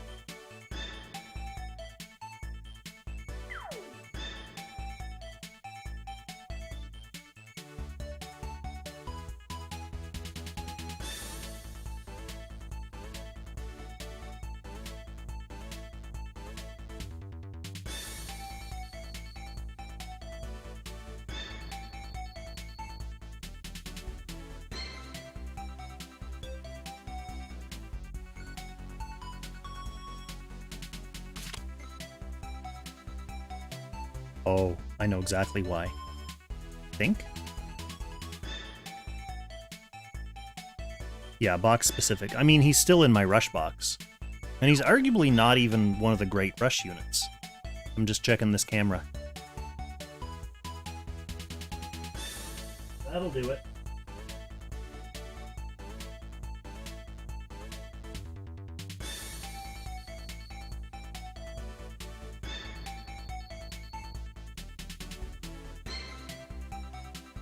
Shutter speed.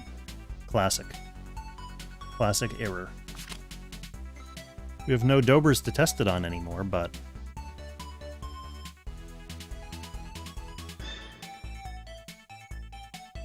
looks better. That was me miming slapping a Doberman ass, by the way.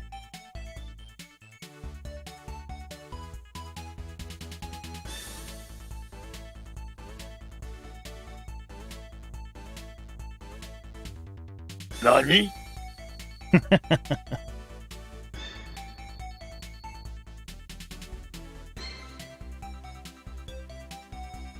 So these, I mean, I'm sure it's well known in the congregation by now. But these two Doberman emojis are those actual Dobermans. The applesauce emoji is applesauce. And the doggers emoji is the older dog, going absolutely apeshit on my back porch. She, more than applesauce, loves to bark. Loves to bark. So we got some barking action in emoji form.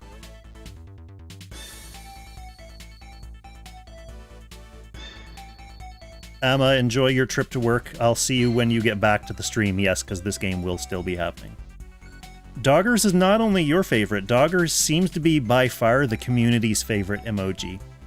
At least in the Twitch recap, because they give you like a annual recap both as a viewer and as a streamer. And my number one emoji used on the channel was Doggers. Probably not surprising, I guess, since I only have a few that I put up there. But it's just always applicable, right?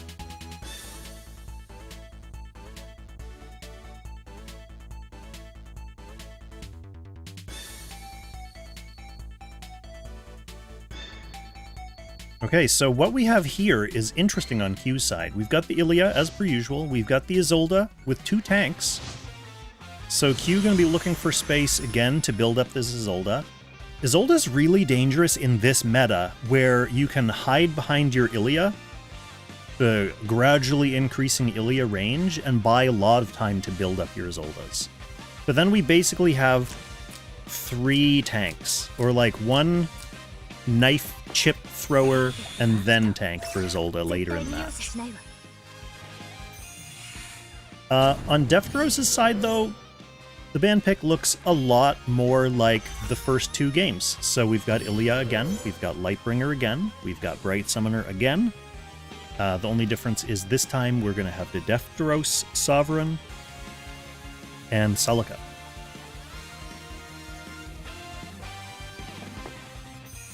So this game, even more than the previous 2, we may see lots of double fog teleport attempt shenanigans. And we're already seeing Defteros making strong strides towards mid here. Both players are going to want to get close enough. They want to be safe from the enemy turrets, but they also do want to claim center so that they can start teleporting their enemies into the fog.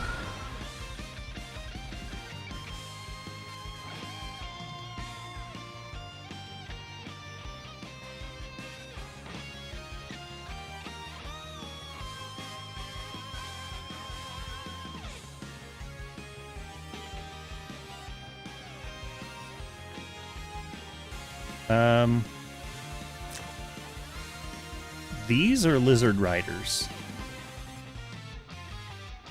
That's a horrible skin, by the way. All these, like, little monster skins that came in that Angelica roulette wheel, the, like, the poison bats, they were an okay skin. Like, they kind of have little Batman masks or something. Like, little flying goblins. Little flying Batmans. They're almost, like, mechanical looking. That was the only one that was, like, a borderline okay skin. The rest of those troop skins are just terrible. I actively avoided getting them.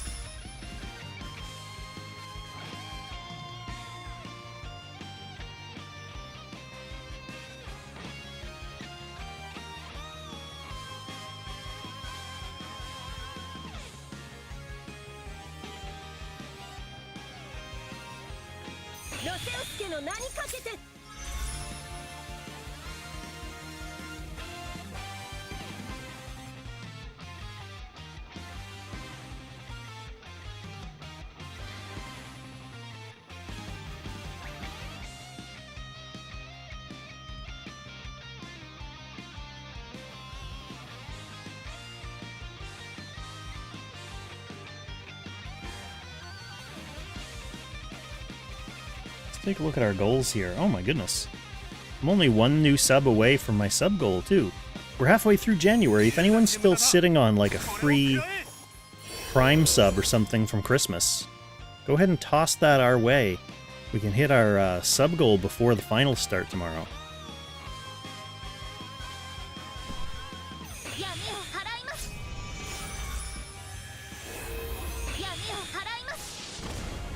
I would have been all in broadcasting many more playoff games if they hadn't happened, like, literally over the Christmas break. And it's not the first time Zlong's done that either. Was it last year or the year before? But I was in playoffs against Hale, and I was literally at a Christmas party with my phone on the table auto-battling Hale at the Christmas party. I was just chugging back eggnogs, glancing over at the corner of the room every once in a while to see what Langrisser was doing on my phone. It was pretty funny. But yeah, they need to, I mean, it's been years now that we know Zlong does not care about actually scheduling their events.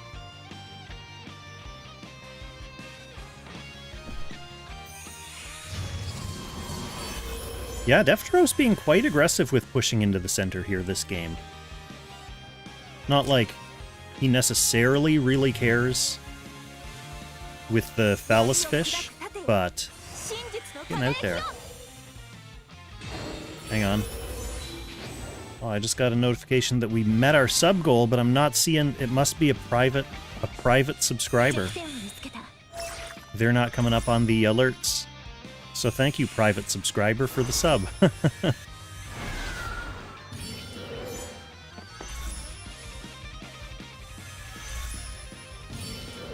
Let's refresh this goal in time for Season 19 Finals. You know what? 19's my favorite number, too.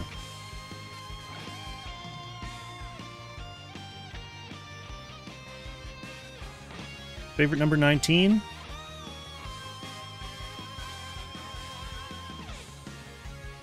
Season 19. Finals coming up tomorrow. Ready to roll.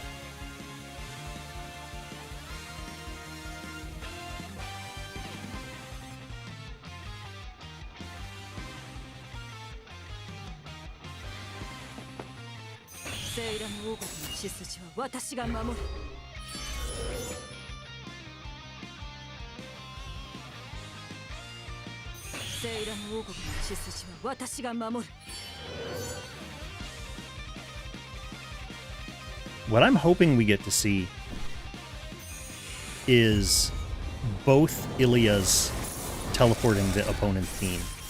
Like a teleport and then a counter teleport. I'm hoping to see that.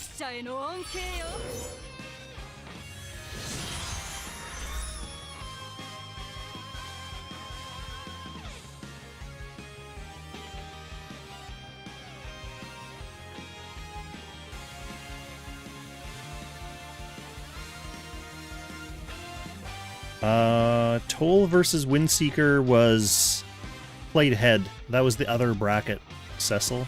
From what I heard, I've been in this match the entire team, but from what we've heard, Windseeker advanced.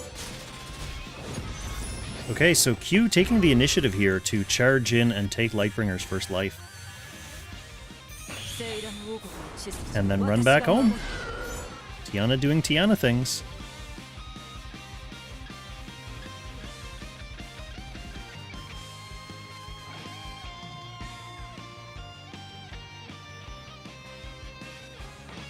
Ooh, I refreshed an opportunity to snooze this ad, but I'm not going to snooze it yet. We may need that snooze for later in the stream.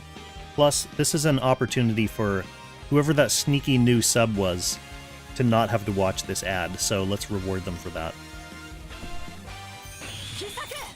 Yeah, that's fair, Cecil. I mean, Toll and Windseeker are friends IRL, so they played a bunch before this weekend. And I think either they played for who was going to advance or they kind of decided amongst themselves. And they'll probably be backseating each other, whoever it is that advances. So we saw an aggressive Tiana play from Keu's side, and that was followed immediately by an aggressive Sovereign play from Defteros' side. Freezing Ilya and Lightbringer. I mean, Isolde should be able to kill this. Yeah. I wonder if that was a good trade. The Lightbringer being frozen doesn't super matter because Landius can still guard.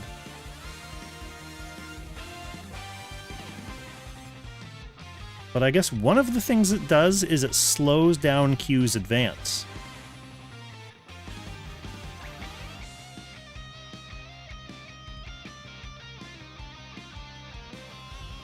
Well, it's not a character-for-character trade, Creamy, but it's still a trade in a sense. Like, you get something and you give something. You give up Sovereign and you get, arguably, like a slowed-up Keu team. That's what I'm thinking Defteros thought was worth it. If it gives him more of a chance to move his Ilya and Angel into the middle of the map to prepare for a fog play of his own, right?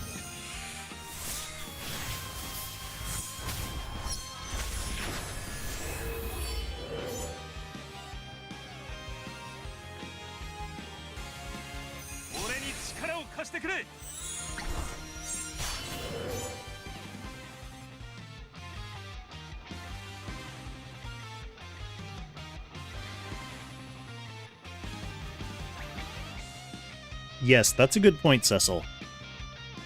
That Keu did get something else out of that trade. Not just killing Sovereign, but also a free stack for Isolde. That's a really good point.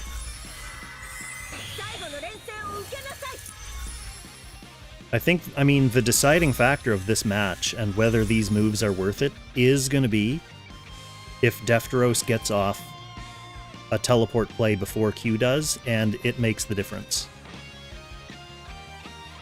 But it has to make the difference.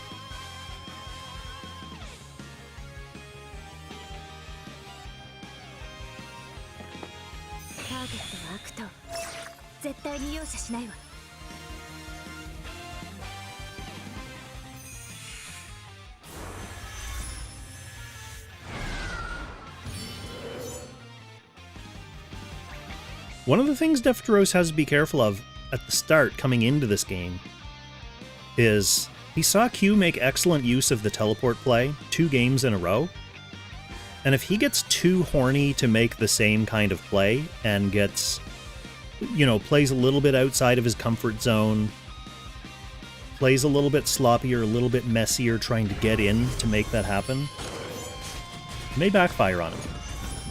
So Landius' first life down, Lightbringer still frozen.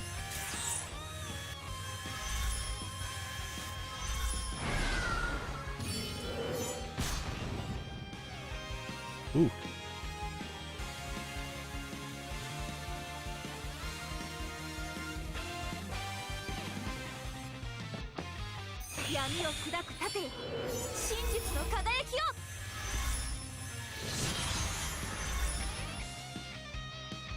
Isolde was guarded by Landius, wasn't she? I think she was under Lando guard.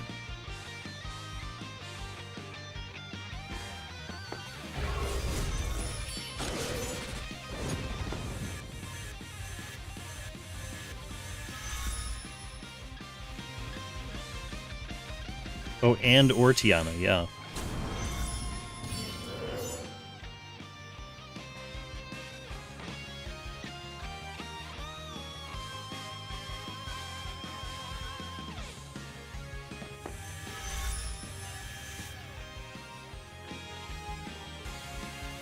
Defteros staking his claim here. The only other thing to remember is that there's not enough fog depth yet for a play to happen. So, I mean, Defteros still needs to take a couple turns to single target chip these enemies and survive Isolde.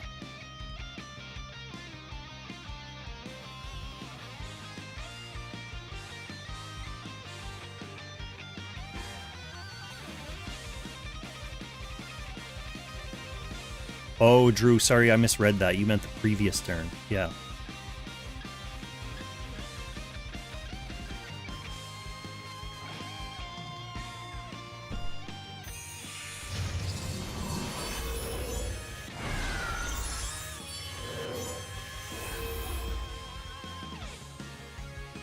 So if Isolde comes in and eats this Ilia, then what does Defteros do?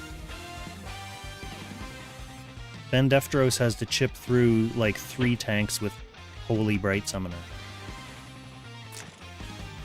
At least Ilia has a bonus revive from the Celica.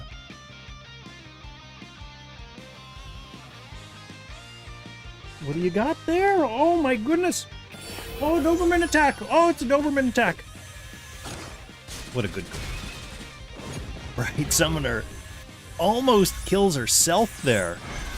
That is a close one.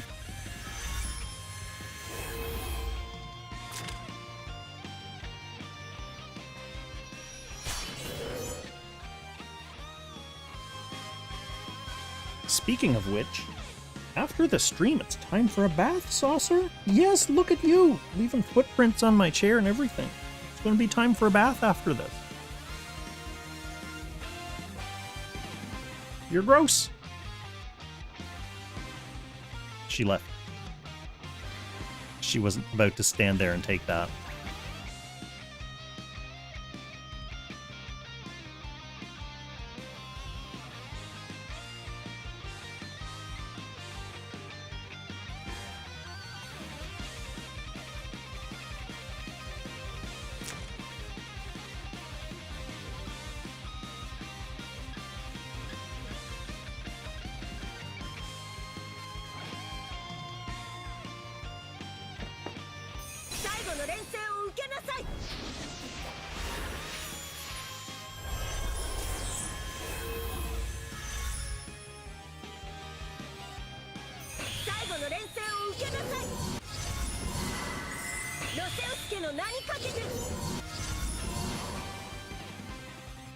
I have to say, I do like this more aggressive-looking style from Defteros.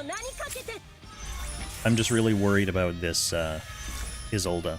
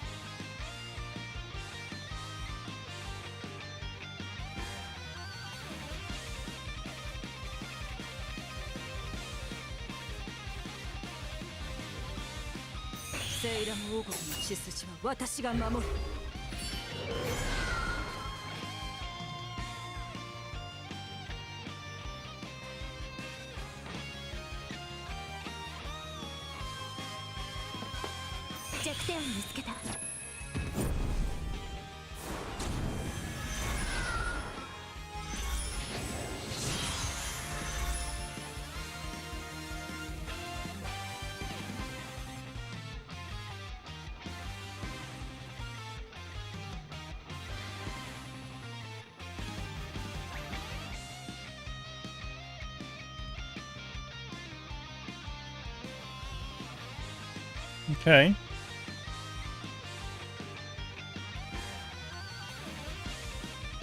I mean, yeah.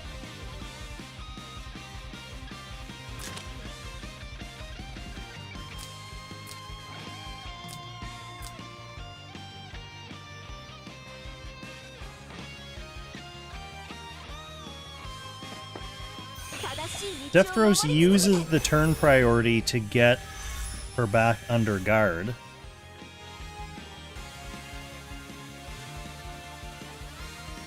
Strictly speaking, he can't one-shot it with Isolde.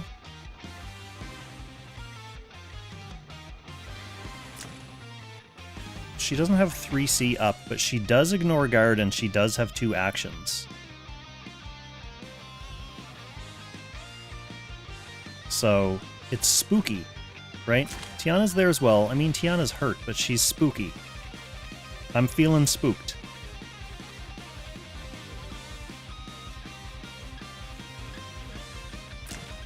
Remember, she can do that every turn, though. And isn't AoE. Like, even if the fog isn't deep, it's still AoE damage.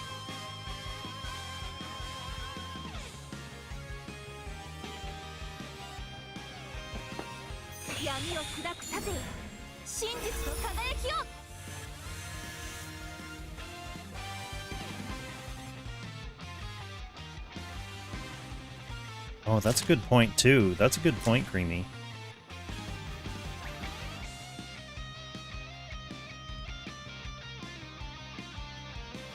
That's a good point.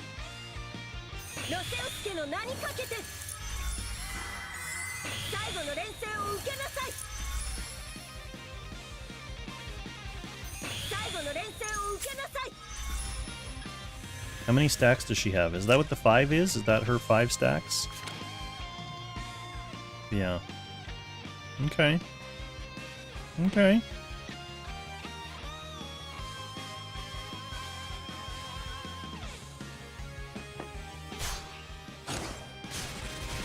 So here's the first life.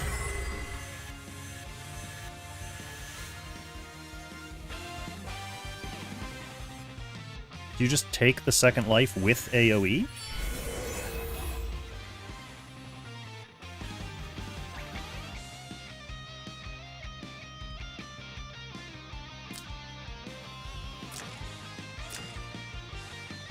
Use Primordial Soul and then AoE. Will that do 50% of her health damage?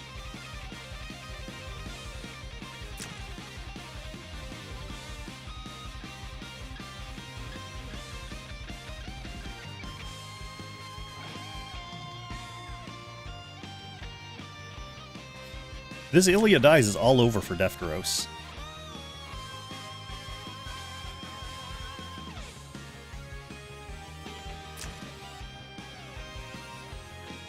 Right. Act again, basic attack, run back.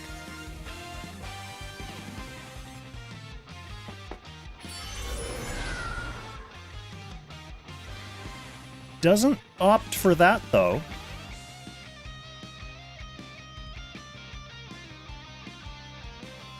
Parks the Isolde instead, setting up 3C next turn.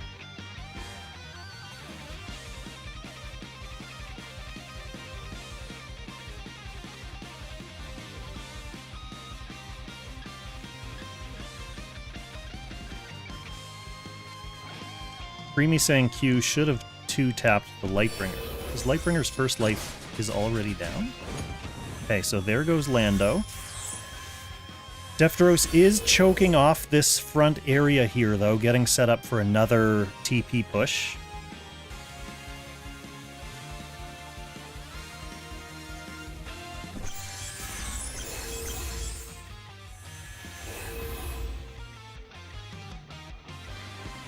Yeah, I mean, I think the Isolde play was the most complicated play. He had a couple options. I'm not going to pretend to be smarter than Q's pilot in terms of what to do there. You've got time pressure as well. I mean, Q does have a lot of backup time left, so...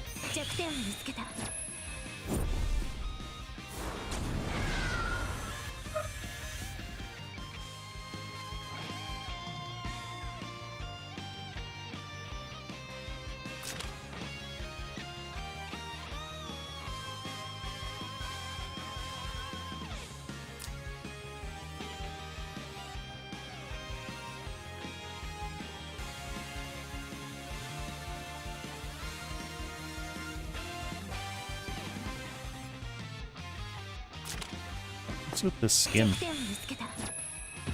Okay, there comes the second TP push.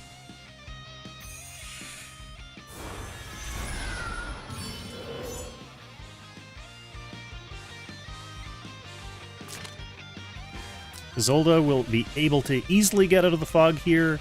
Tiana will be able to get out of the fog, like, right now. But Q's Ilya is gone. I mean, let's be honest, Q's Ilya was not the win con for Q anymore anyway. The win con is Isolde at this point. But everyone's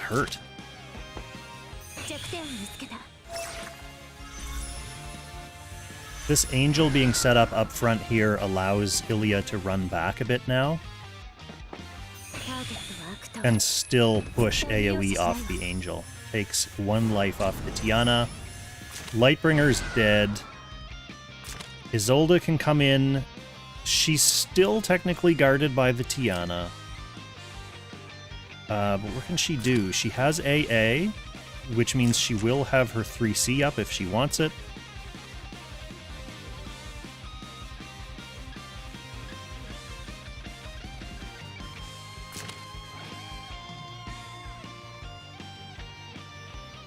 I mean, I guess she could bounce off Lightbringer and then go for a kill on something, but I mean, Defteros has enough weapons now. Yeah, maybe Isolde bounces off Lightbringer and then goes for the kill on that Ilya. Although these can heal that back up. And body block if he wants. Well, it's hard to body block Isolde.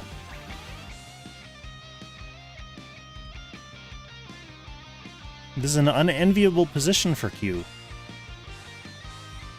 Because he still has weapons, that's the thing. Like, if you're totally decimated, then you can throw in the towel, but Keu still has a lot of dangerous things to do here. Okay, Tiana's toast, which means there's no way to guard Isolde anymore. This is looking like this is it for Defteros.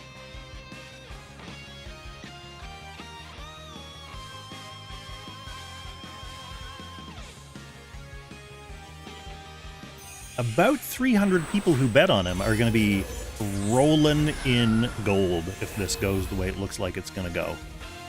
Rolling in gold. Because Keu had more bets than all 3 other players combined in this round.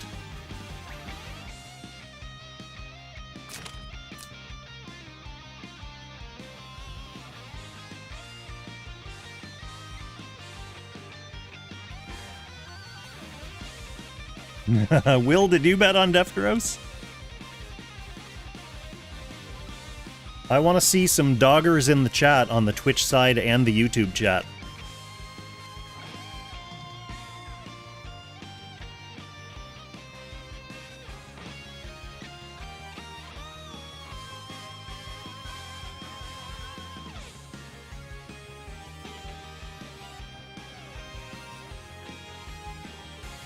Dr. YOLO knew. Major Quack. What's that? Is that a Balrog quote?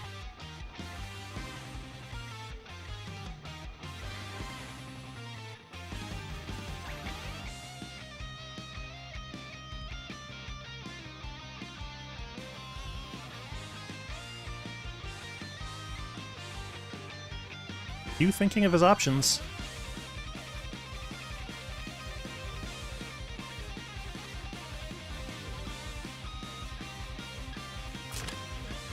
He's either thinking of his options or he's waiting for the PayPal to clear.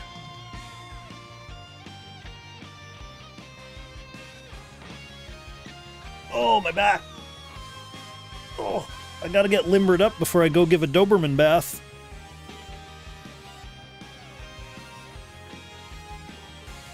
Damn, Volk, what were you doing in the bathroom? This hasn't exactly been the most fast-paced game. I think there was plenty of time for, 3 Keu units to die. He's either really considering...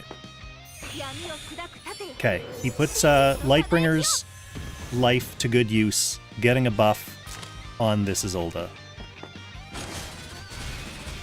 Oh, Defteros! This goes apeshit, charges into the fog, and finishes the game. Wow! Defteros with the 2-1 super underdog victory knocks off the champ. And we're going to have a new champion this season. It's going to be between Defteros, with some extremely deft play, and Windseeker. Both really interesting, good, solid meta players. That's going to be a really good game to watch. I'm so glad that I'm going to be here and ready to stream this game. Oh, I'm going to be here to stream this game, everyone. yeah, thanks for tuning in, everyone, and thanks for throwing your support behind Keu and Defteros.